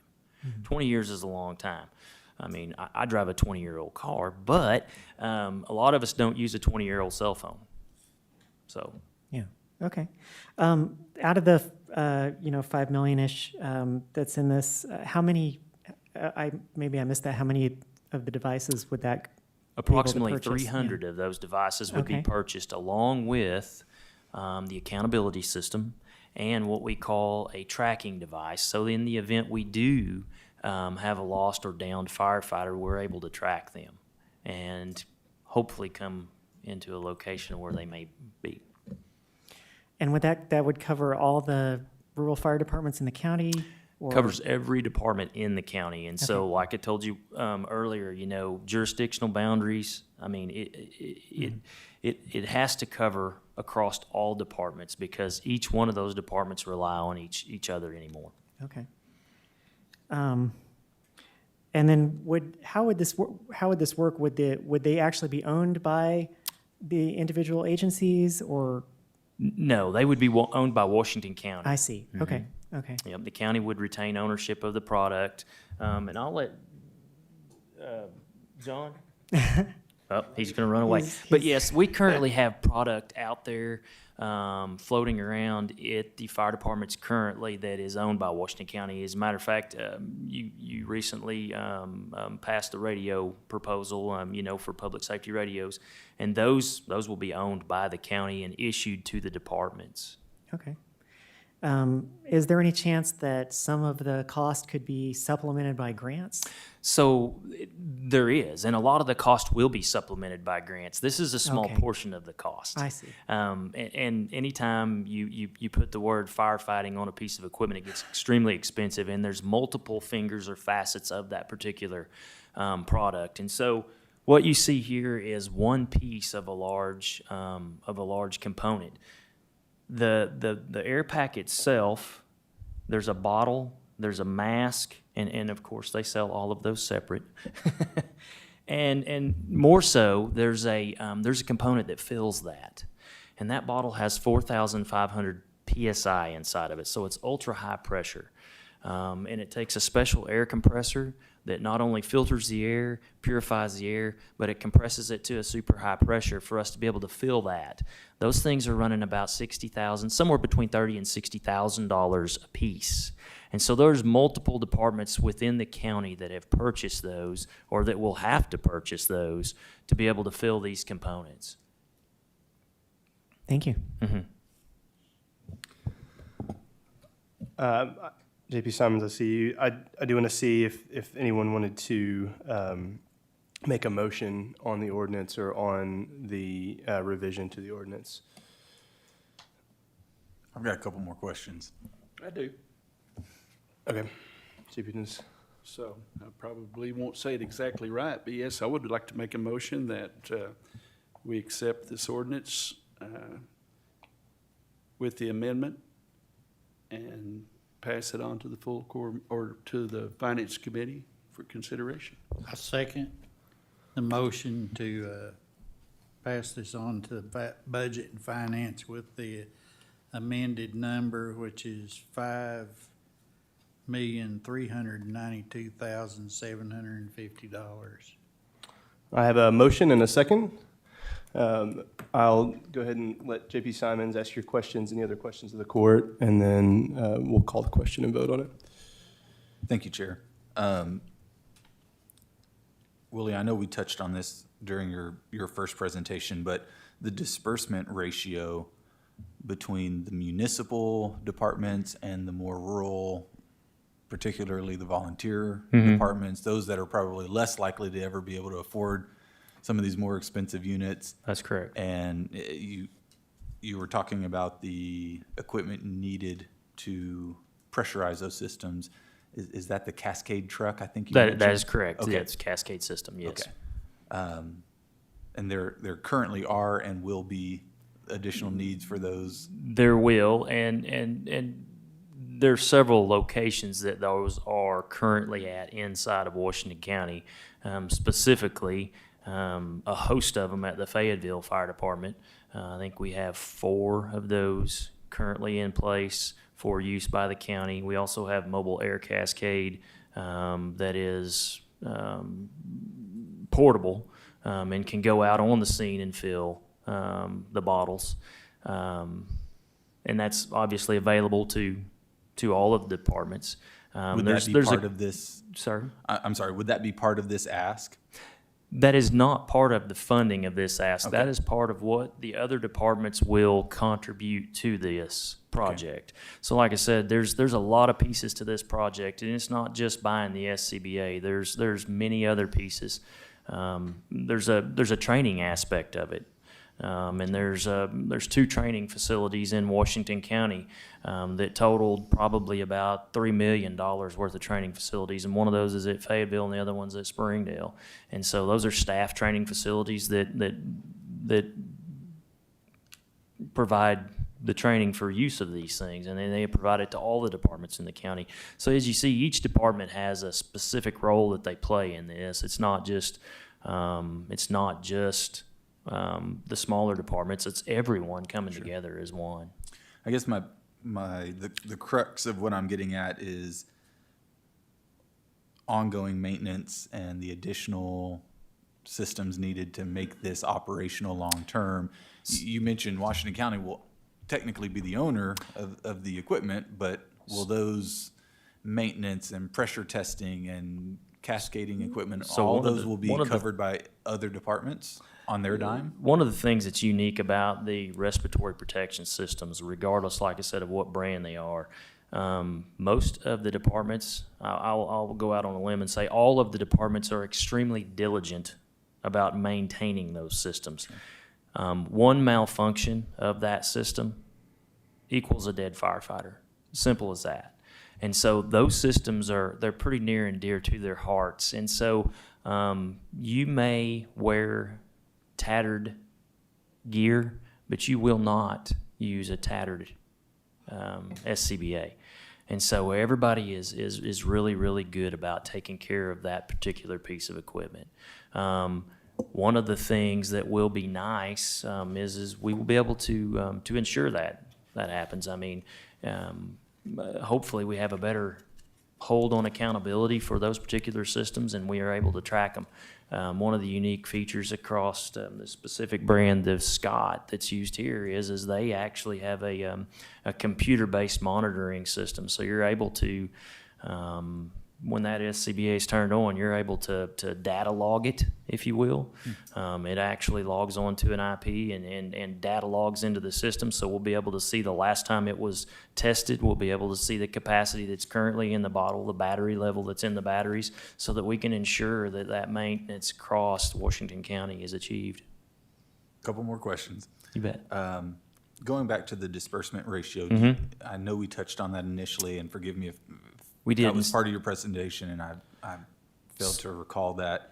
So what we did was we compounded the National Fire Protection Policy, and what it says is it wants one SCBA in every seated position on a fire apparatus, and so that's exactly what we did. Is we conducted a survey across Washington County of the seated positions on the fire apparatus, and we placed a SCBA on all of those apparatus. So in the event that you are on a fire on Monitor Road, whichever fire apparatus you get, whether it may be one truck from Springdale, one from Nob Hill, and one from Goshen Fire Department, we are able to ensure that all of those seated positions come with a standardized, compatible SCBA. And is there cost sharing with the municipalities? So, on this ask? like I said, a lot of that cost sharing will be equaled into the the replacement of SCBA bottles. And so currently, the standard SCBA bottle in the county, there's several departments that have the 4,500 PSI bottle, and without getting into a lot of technical standardizing of what their air pack capacity pressure levels are, and when the SCBA or when the low air alarm alerts and things of that nature. But what we've done is we've upgraded to 4,500 PSI bottles across the county, and so what that's going to do, it's going to create a gap in spare SCBA bottles, because like I said, there's many fingers to this project, and we put one bottle on every pack because we didn't want to come in and ask for $11 million, because that's about what the project would cost if we came to you and asked it a whole. With that said, the Fayetteville Fire Department, Springdale Fire Department currently use the 4,500 pound bottles, and there's two other departments in the county that do. I believe it's Taneytown and somebody else, but and the intent is to be able to share those spare bottles with the other departments, so that it alleviates a little bit of that stress put on some of those smaller departments, some of those more rural departments, such as the Evansvilles and the Morrow fire departments, who may have some funding struggles. And so the SCBA will go a long way, but they're going to need the spare bottles to go with it. So outside of the spare bottles, I mean, is the city of Fayetteville and the city of Springdale kicking in? They will have to kick in, because like I said, going forward, they're going to have to continue to purchase. What we've done now is we've pretty much, every department has backed themselves into a corner. They haven't purchased anything since 2018. And to be quite honest with you, most of those departments haven't purchased since 2013. And so everybody is backed into a corner right now. So yes, they are going to have to purchase alongside of these. Have you gotten some of those The commitments? Prairie Groves, the Farmingtons, all the departments will that are city associated. Have you gotten some of those commitments from some of those cities yet? We have gotten a commitment from the city of Fayetteville and city of Springdale. Yes, we will purchase going forward. Awesome. And then We will not come back we're not going to come back and ask for a sustainability piece of the program for that. No, going forward, the intent is for the departments to accept that responsibility financially. Awesome. Trying to cover all the bases. I appreciate you hanging with me. One last question was brought to my attention today. A concern for, again, some of these smaller rural fire departments is, hey, we don't want to look a gift horse in the mouth. We'd love to get these upgraded air packs, but as it stands, you mentioned the extra tanks, right? Is there a compliance piece where there's 2 tank requirements for every individual unit, and are we providing enough? Or for a small fire chief, or are we going to give him 3 or 4 units, and then he's going to have to come out and buy 3 or 4 new bottles, and that's going to put him in a financial bind? There's a good opportunity for that to happen. You're right. I mean, going forward, hopefully these departments have done a decent job of saving their pennies because of the last 10, 11 years that they haven't had to purchase CBA, and going forward they've made that effort to be able to budget their departments well enough that they can go forward and do that. But if not, like I told you, the city of Fayetteville, and there's going to be some spare SCBA cylinders that are going to be able to be placed around in the event a department cannot afford, because there is going to be departments out there that can't afford that. Sure. Now, with that said, remember, we price these out as a 1-unit pricing, and so hopefully the SCBA manufacturers see that, and they're able to work with us and hopefully provide a little bit more than what they have given us the one product price for. I mean, I would think. And since we're on that, I know I said one more, but last one I promised. We're good. We talked about a cost per unit, and there's been some kind of ballpark numbers tossed around. Give me an idea as it relates to the ask for Washington County. 300 units at, is it 10, They're is it 12, roughly, is it 15? they're $10,000. Okay. I mean, that's about where we're at with them. It really varies. Honestly, it makes a difference on it's just like buying a new car. a new vehicle. I mean, do you want power windows or do you want a window crank, you know? And so the sky's the limit on a lot of this stuff. The stripped down model, the base model's $10,000. Okay. And that comes with a mask and a bottle and a RFID, The tracking accountability system. Yep. Awesome. Thank you. You bet. I hit my quota. We're good. JP Hires. All right, thank you, Mr. Chair. I just have one very basic question that hasn't been answered yet, and I'm not sure if this is for you or who this is for exactly, but have we verified that this is an eligible use of the ARPA money under the U.S. Treasury guidelines?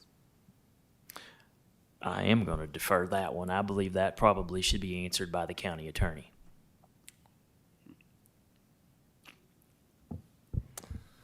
All right, thanks. Seeing that he's not here, we'll hang tight on that one. JP Dennis. Kind of curious about something. What is a first responder? Well, it's literally that. It's when you dial 911, that is a lot of times the first person that you see. They are the lifeline to your emergency.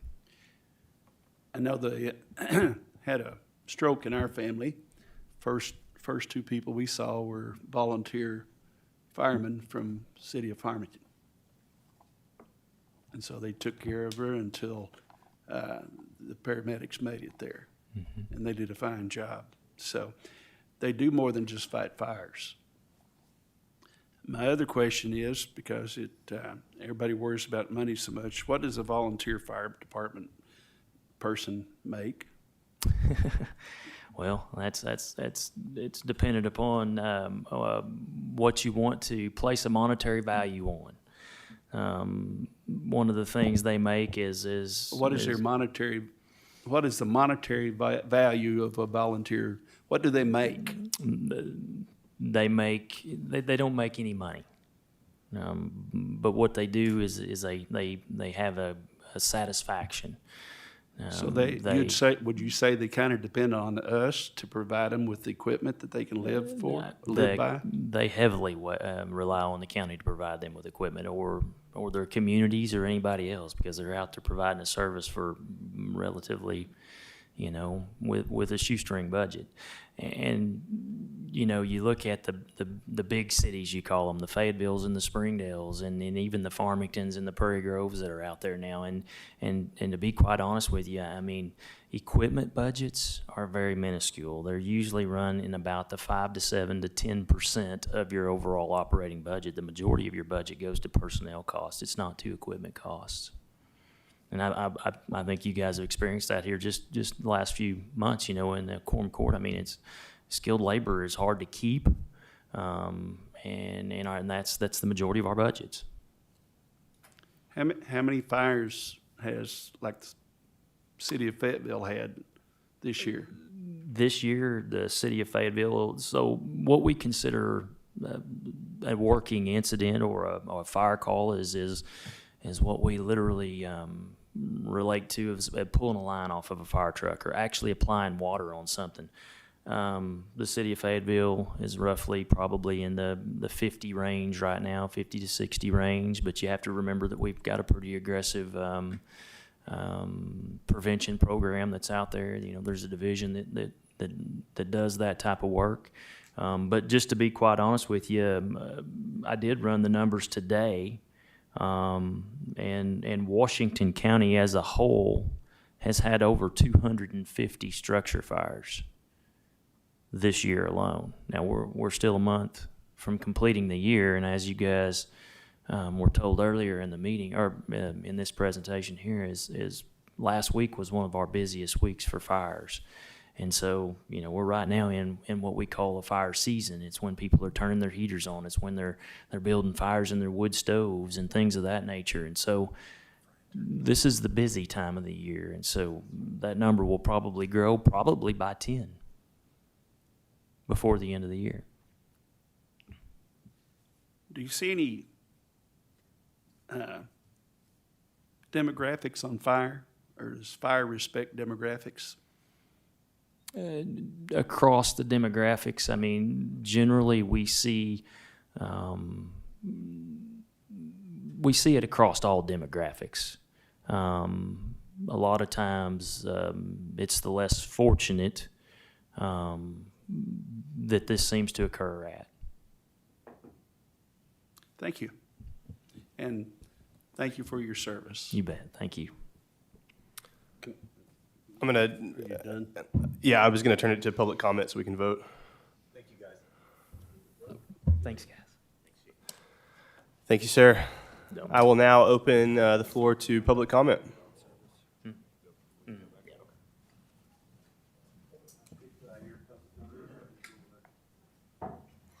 Floor is yours, JP Lemming. Thank you. My name is Willie Lemming. I live at 18390 Dutch Mill South. I want to speak on what Robert asked, what is a first responder? Well, it could be your preacher, it could be the bus driver, it could be the county judge, it could be Willie Lemming, because it's true. And Robert, you brought up a point there. There's probably 2,000 or 2,200 first responders, and I may be off. That may be more than that. Washington County cannot operate without all of the volunteers and all of the first responders. There's no way, because whenever somebody calls, there's a tree in the middle of the road at 3 o'clock in the morning, it's snowing or raining like crap. First responders are the first ones there getting it out of the road. You might say the road department's there. Most of the time, fire departments, first responders has got that tree cut out of the road's open before they ever get out of bed. That's what your first responders are. These air packs, out on some farm, if you have a chemical tank turnover, that's, you know, we can show you videos all day long of how important them things are. Cops pull up to a scene where a chemical truck has hit a car, they walk up to it and they fall over dead because it was very poisonous. That's what these things are good for. They're good for a lot of things. We can go on all night long about first responders and about the volunteer fire departments. Volunteerism is going away. Washington County, you better get ready. Within 10 years, you're going to be spending hundreds of millions of dollars to pay these people, because they're not, volunteers can't volunteer no more. They're having to work. Before it was grandma and grandpa on farms, and they got up and they done a lot of work for a lot of people for nothing. And that's what us volunteers do every day. I've done it for 40 years. I've donated a lot of my time, a lot of my money. I've built fire trucks. I've helped fire trucks. I own record service. I tow a lot of trucks for free. That's what volunteerism, that's what first responders are. And we need to take care of them. And this little dab of money seems like a lot of money. It is a lot of money. It's a hell of a lot of money. But the fire service is a lot of money. That guy standing right there, he's worth about $15,000 for what he was wearing. $15,000. You think of a department that's got 45 people in it, like Lincoln does. We got three departments out there. We got about 45 people. Put that number together. That's just on clothes for them to wear. Fire trucks. You know, the first one I bought in 2010 paid $168,000. I bought one just 3 years ago, paid $368,000. Prairie Grove's building a new one, $700,000. This crap is just going out crazy out the roof. Us volunteer fire departments cannot afford to continue the way things are growing and going to do what we're doing. So this county is getting a very, very good punch for their money, what they're doing right now. So if you people can't back these volunteer fire departments, y'all gonna get a rude awakening. I mean, it's just sad that you can't. I thank you. Thank you, JP Lemming. Public comment. Let's open the public now. All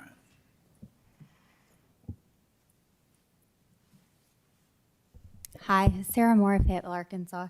And thank you, JP Willie Lemming, for continuing to expound on that. And I think that there was a lot shared tonight about the validity and the need around these. I think that it was brought up, though, and what the court is obligated to is fiscal responsibility with our taxpayer dollars. And there was a very valid question about whether or not the American Rescue Plan Act monies are the appropriate avenue for that, and whether we potentially risk ourselves an audit later having to pay those funds back. $5 million is especially, a large amount of money, considering we recently put $4 million into the general reserve. I guess my question would be whether or not we need to pause and understand whether or not it's correct to move forward with this fund, or if we need to look and explore whether or not we need to fund in a different manner. So thanks for hearing my comment. Public comment.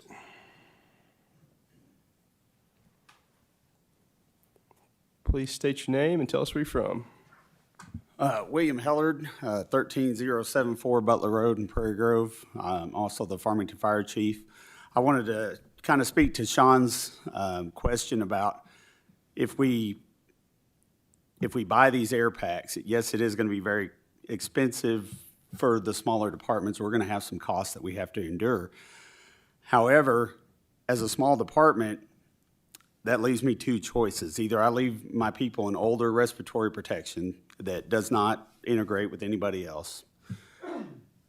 On the small department, I will never have the funds to upgrade this type of equipment. It will have to be a slow process, which makes them even more non-interoperable. It'd be a very slow process for the city of Farmington to do this project.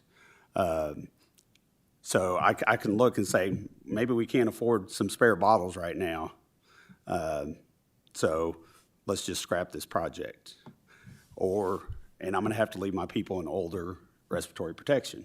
Or we go ahead with this project and I can buy spare bottles and upgrade those as I go along.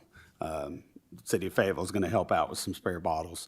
I think the smaller departments, I understand, we have a budget limitation, but that budget limitation also means that we'll never be able to afford a project like this. And, you know, we've got volunteer firefighters out there that have very old air packs just because we can't afford to do that. We don't put them in our bunker gear, we replace every 10 years because we don't put them in old bunker gear. We can't afford to do that with air packs without help. And I would say that air packs are more important than the bunker gear. If you lose your air during a fire, you're dead. Basically, that's it. We don't go home. So there is a concern for the small departments, but we won't be able to do a project without this help.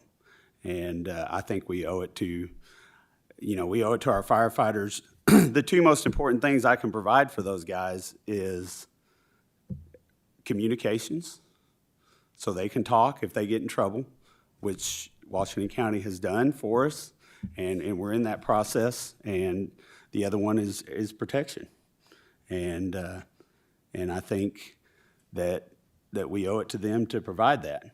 And this is one of those projects that either every air pack gets replaced and we're all on the same system, or, you know, the whole project is pointless.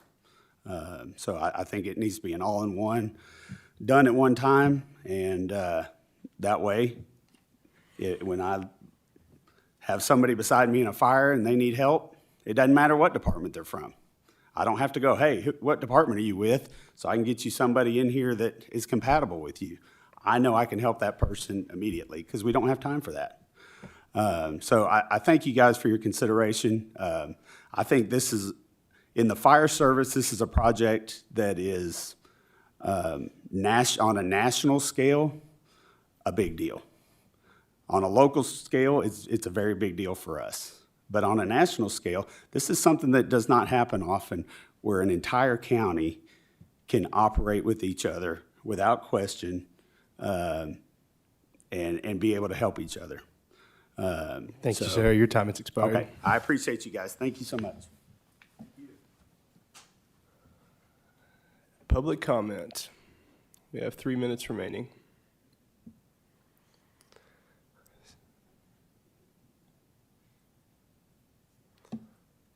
Ms. Coger. My name is Beth Coger. I live at 3661 Embry Drive, Fayetteville, and I just want to bring up sort of what Ms. Moore and what J.P. Hire said. I've sat here, I've seen this court turn down requests for ARPA funds that were around $250,000 to feed the community, because they were turned down because they weren't sure that that expense was going to be allowable under ARPA. And we all know that if it's not, we have to pay it back at some point. It's going to be hard for the county to pay back 5.3 million. I'm for these, I want the firefighters to have whatever they need. I'm not against that. I'm just saying that I think we need to remember that we're not even sure this is going to be allowed. And one question I had that wasn't addressed is who will pay the insurance on these? Because insuring $5 million plus worth of equipment is probably going to be costly. I didn't hear that discussed. It was brought up. I missed it. Thank you. Thank you. There are 2 minutes remaining in public comment time. Any other public comment? Seeing none, Ms. Patty, will you please call the roll? And to reiterate, we are voting on the amended ordinance appropriating $5,392,750 from the American Rescue Plan Act Fund to pass through the payment line item in the 2021 American Rescue Plan Act Fund budget for the Washington County Rural Fire Association. Ms. Patty? And yes, this will go to Budget and Finance. Sean Simons.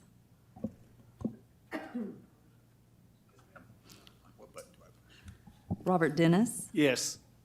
Suki Hires. Evelyn Rio Stafford. Jim Wilson. Butch Pond. This passes. The ordinance passes. Moving on to item number 6 on the agenda is an ordinance establishing guidelines for the expenditures of the American Rescue Plan Act funds. JP Wilson.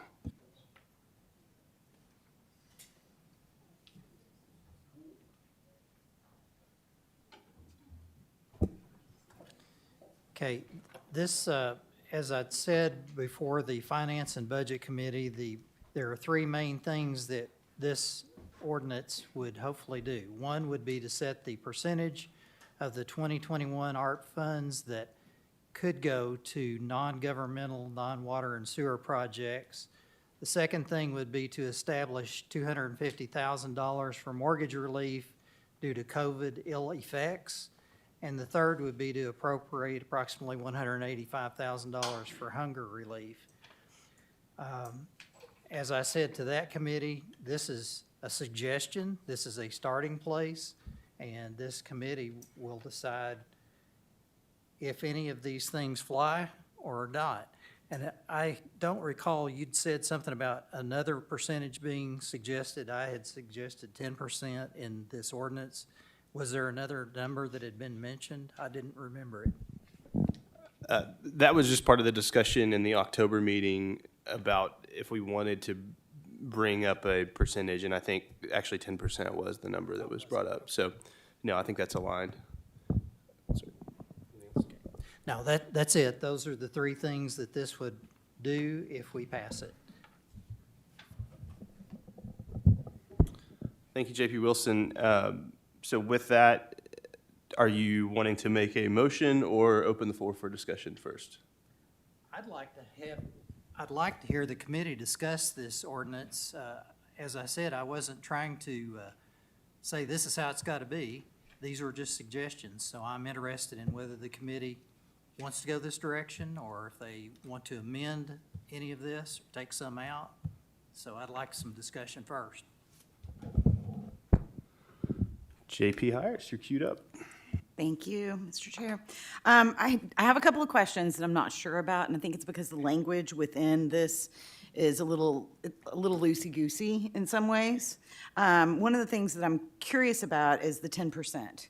And is that a 10% of what's in the fund now, or 10% of the overall? Because we've spent several $1 million out of that fund, out of the 23 million. So I wasn't sure if we're talking about 10% of the 23 million or the 16.7 that's currently in there, or the 9 million that's going to be left over if this other piece passes. So I'd like a little clarification on that. That's one thing. And I have a couple of questions too. So I don't know if you want me to. Let's do one. Yeah, okay. So my intention was 10% of the 23 million. Yeah, I'm only concerned because it doesn't, it just says the remaining 10% ARPA funds subject to the existing county. It doesn't specify Yeah, the intention was 10% of the 23 million. So that's something for I would like to 2021. see in the language, is I'd like to see that tightened up to be more specific. The other thing that, that I'm concerned about with the language within this, that I would really like to see amended, and let me find the line specifically, is the line, okay, line 21. Where it says, and I'm going to read the whole whereas. Whereas the county desires to prioritize the expenditure of ARPA funds by allocating 90% of those funds for the sole purpose of supporting all county-related expenditures and all relevant water and sewer requests, I would really feel a lot more comfortable if we added the word public water and sewer requests into that. So those are two things that, about the language, that I have a little bit of questions about. And then I did want to know if there's any move. One of the things that we've talked about several times is getting a third party involved to work on looking at making sure that the money that we spend is an appropriate use of this funding. I think that that's really an important piece of this, so that we don't end up in a situation where we're going back and having to repay money. And I think for all of our requests, that's kind of an important thing to consider. Okay.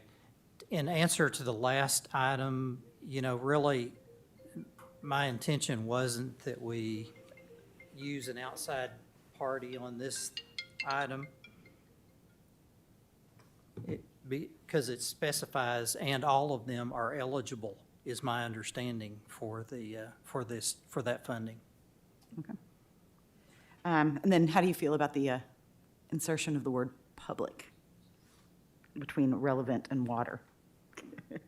I think the committee will decide that. Okay, thank you. JP Rio Stafford. Thank you, Mr. Chair. I'm going to hand these out. I had written out a couple of proposed amendments to this ordinance, just going over it, and I'll read them out for the public. The first one, I think in light of the answers to that J.P. Wilson gave to J.P. Hires, I misunderstood the meaning of the ordinance, obviously, so it was a little confusing to me. I didn't realize that it was referring to 90% and 10% of the whole 23 million. I was understanding it to mean of what the remainder is. So the first that I passed out to the other JPs suggested changing the references to 90% and 10% to be 50-50. And again, that was based on my mistaken understanding that we were referring to what was the remaining amount. The other proposed changes that I wrote out for this was to add another section to it, in Article 2.3, which would say grant payments for the following eligible purposes: A, job training, child care assistance, or other efforts to accelerate rehiring and thus reduce unemployment; and B, promoting healthy childhood environments, including the remediation of lead paint or other lead hazards to reduce risk of elevated blood lead levels among children. So those are both taken directly from the ARP language itself. So we know that those are eligible purposes. You know, and in light of the presentation that we got earlier today, earlier tonight from HARC and the other agencies, it seems like this is more relevant than ever to make sure that we reserve some of this money for things like job training and child care assistance. Just give them this money then. JP Hires. Yeah, thank you for bringing that up, because that was another question that I had. If we pass this ordinance, would this impact the presentation that was given to us by Upskill? Would they become an NGO, and would it then come out of the proposed 10%? Or, where does that put something like the program that was kind of pitched to us tonight, is a question that I have. So I'll speak from my understanding. I mean, they're not a government agency, right? So then my assumption that how this is written, it would come out of that 10% allocation, or if the amendment of 50% is accepted, then it would come out of that 50%. What other questions or discussion from the court? So obviously we have some different suggestions here for different ways to go. I know we talked at the October meeting about having an application process, and I can't remember who, someone else stated that tonight they would agree that that would make sense. And I still think that would make sense for us to have the application process, to have the vetting, to know that we're doing things above board and following the proper guidelines. So I still think that would be a good add to the ordinance. And I don't know, I think addressing the food insecurity piece is absolutely crucial. I'd love to know, is this the need? I know JP Wilson was taking initial step at how do we go ahead and get some money out? Where is the need? Is it like, does St. James Food Pantry actually need 110 and Northwest Arkansas Food Bank only needs 25, or is the need different than that? So I'd be curious to actually have them go through an application process to request funding so that we're meeting people's needs rather than just, I guess, taking a shot at what we think they might need. So those would be my recommendations. But with that, open up the floor if anyone wants to propose an amendment or at least make a motion on the ordinance of any kind.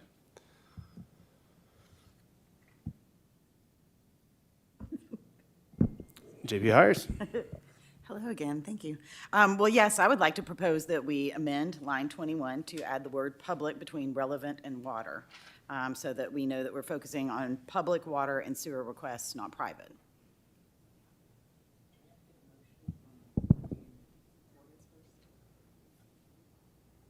I'm not sure procedurally, but we'll move forward with if there's a second to that, then we can vote and then vote on the, we'll need another motion, I suppose, on the amended ordinance. Do I hear a second? We have a motion to add the word public between relevant and water to line 21 by JP Hires, a second by JP Dennis.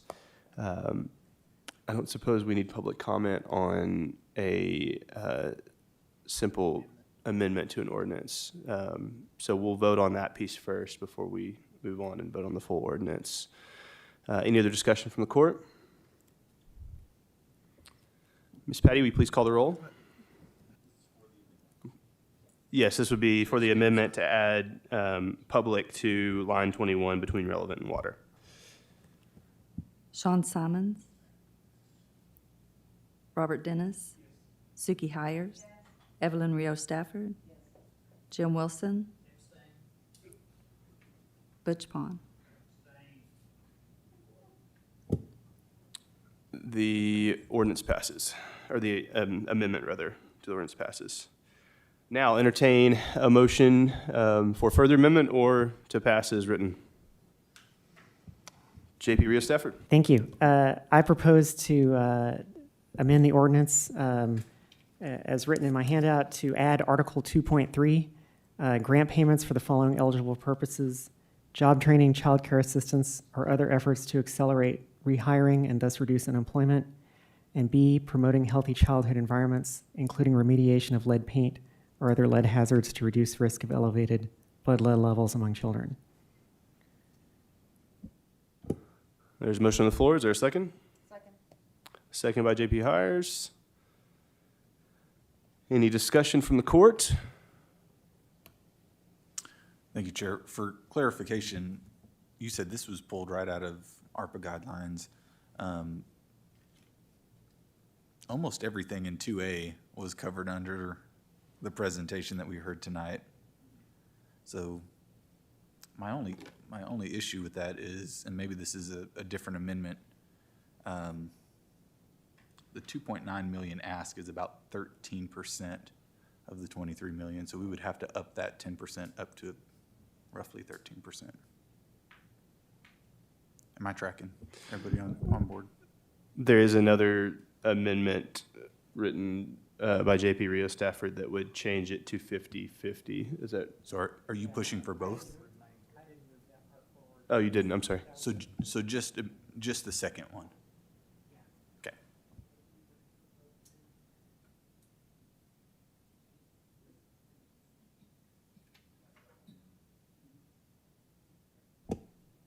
Is there an amendment to the amended ordinance to add a change in percentages? Don't we want to deal with the amendment that's offered first and then see if there are any other? That's fine.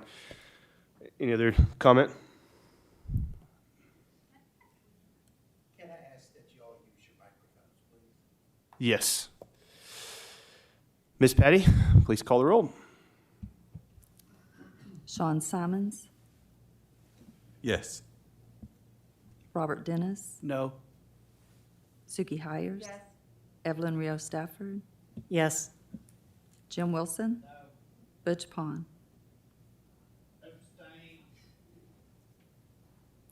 So 3 yes, 2 noes, and 1 abstention. So that amendment fails then. It does pass? I'm hearing that passes then. All right, so we have 2 amendments to the ordinance. Do I hear a motion to pass or further amendment? I believe, JP Dennis, you were, no? Thank you, Chair. I'd like to make another amendment that we change the 10% to 13% in lieu of the presentation that we heard tonight so that it would fit under the NGO guidelines. Motion on the floor to increase the percentage to 13 from 10. Is there a second by JP Pond?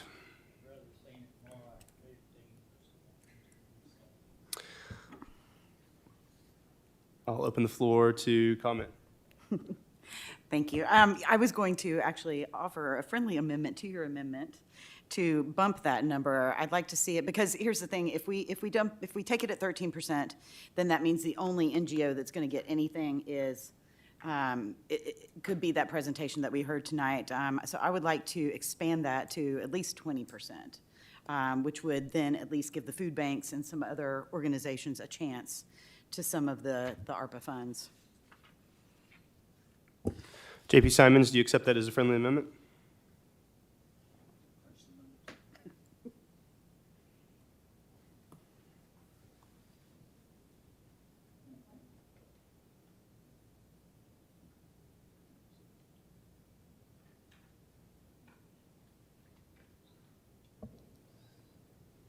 I'd like to revise my amendment to 17.5%. And just entertain us, what is the dollar amount of a 17.5% revision? Roughly 4 million. Do I hear a second? Second. Second by JP Hires. Any other discussion? So let me make sure I restate this properly. There is an amendment to the amended ordinance to increase the percentage to non-government to 17.5% from 10%. And obviously, that will reduce the 90% down to 82.5%, if I'm doing my math correctly. Any other discussion? Ms. Patty, please take the roll. Sean Simons, Robert Dennis, Yes. Suki Hires. Evelyn Rio Stafford. Jim Wilson. Butch Pond. Passes. And the amendment passes. I would like to offer an amendment myself. Like to add, and maybe this is, I don't know if it is necessary to be a part of the ordinance, but that we use a third party to essentially review applications and tell us if they meet the federal guidelines. And additionally, to strike number 2, which is line 47, that second portion of Article 2, and instead allow for any non-governmental agency to apply for funding, including the food banks locally. Second. And a second by JP Pond. Any discussion around that? JP Rio Stafford, rest of your mic. No? Anyone else? JP Simmons. So we're pulling, your amendment would pull grant payments to non-government organizations that address food insecurity. So it would strike those specific dollar amounts, but still would be Gotcha. open through the application process. Okay, thank you. And then we would need to then follow that up with setting up an actual application process, which we talked about in October. And I think we've got good groundwork laid there. There'll be more work to be done, but it's something we're started on and could move quickly. I'd second that. Okay. All right, there's a motion on the floor and a second to strike, I suppose that's item number 2 under Article 2, and to add a application process. Ms. Patty, please call the roll. Sean Simons, Yes, ma'am. Robert Dennis, Yes. Suki Hires, Evelyn Rio Stafford, Yes. Jim Wilson, Butch Pond. Pass. The amendment passes. Do I hear any further amendments? If not, I'll entertain a motion, and if someone can attempt to restate the amended ordinance, or if not, I will. I do to make one amendment. The one that deals with and I don't think we've struck that, the one that deals with help with mortgages was intended to be $250,000, and I will, as a cap, and I will take responsibility for the miscommunication between me and the drafter of this. So I think it needs to be written in here. And that would be, so under Article 2, Item 1 would start with to establish a $250,000 fund for the purpose of grant payments to assist individuals.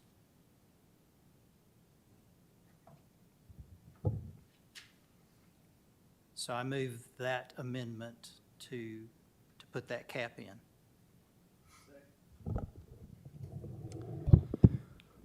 There's a motion by J.P. Wilson to establish $250,000 fund for mortgage payments. There is a second by J.P. Dennis. Any further discussion? Ms. Patty, please take the roll. Sean Simons, Yes, ma'am. Robert Dennis, Yes. Suki Hires, Evelyn Rio Stafford, Jim Wilson, Butch Pond. Yes. Passes. All right. This thing is very amended at this point.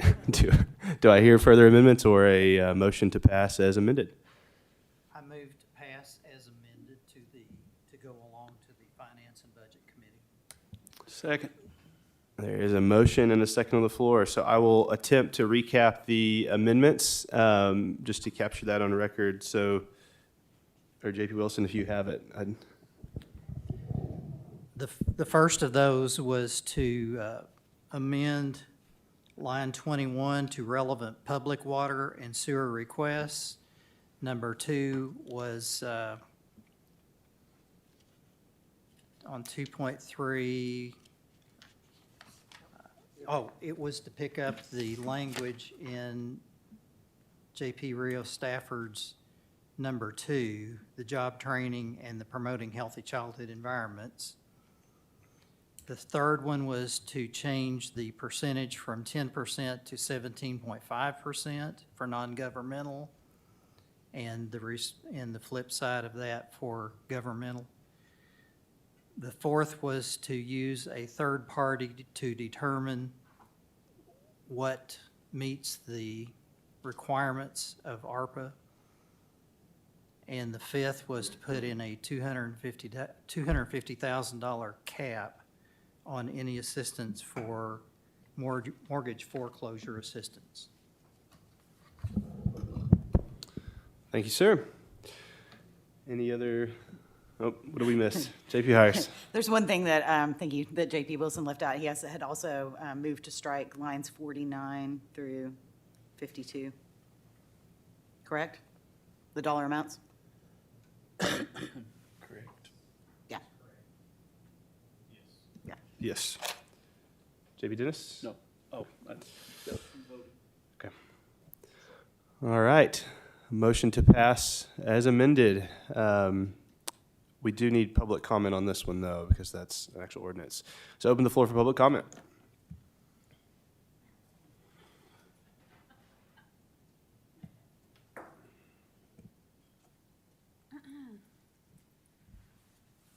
Hi, Sarah Moore, Fayetteville.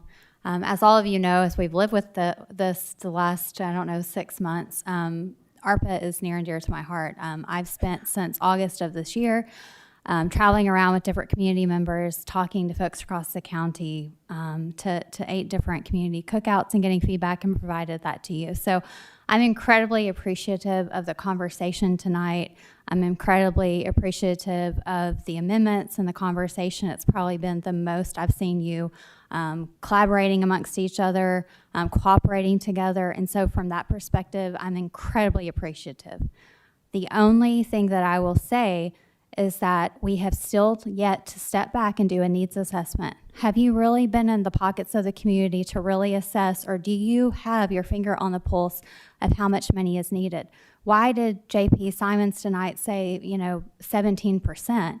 Why is 4 million the number? I mean, you saw there's a really robust, and thank you for bringing that program forward tonight. There's a really robust program happening with the upskill, and that's really exciting for our area, and at $3 million.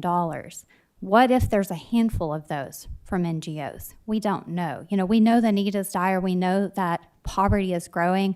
I'm going to send you some data on the fact that, unfortunately, folks living in poverty are disproportionately at 2 and 3 times affected by incarceration and arrest, something that we cannot sustain in our budget, continue to expand our jail. And so for that reason, I would ask you to pause on this. If we move this forward, I guess, to another committee tonight, my question is, I think it needs to still have some fine tuning. I mean, I'm appreciative with where we've gotten to.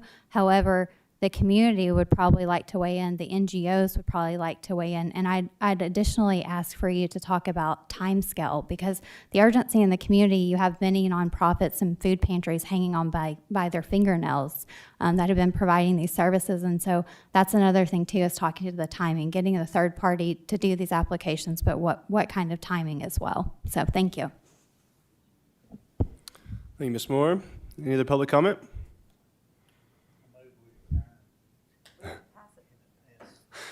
With that, Ms. Patty, please take the roll. Sean Simons, Yes, ma'am. Robert Dennis, Yes. Suki Hires, Evelyn Rio Stafford, Yes. Jim Wilson, Butch Pond. Amended item 6.1 passes. On to item number 7, which is the final public comment time. Open the floor to public comment now.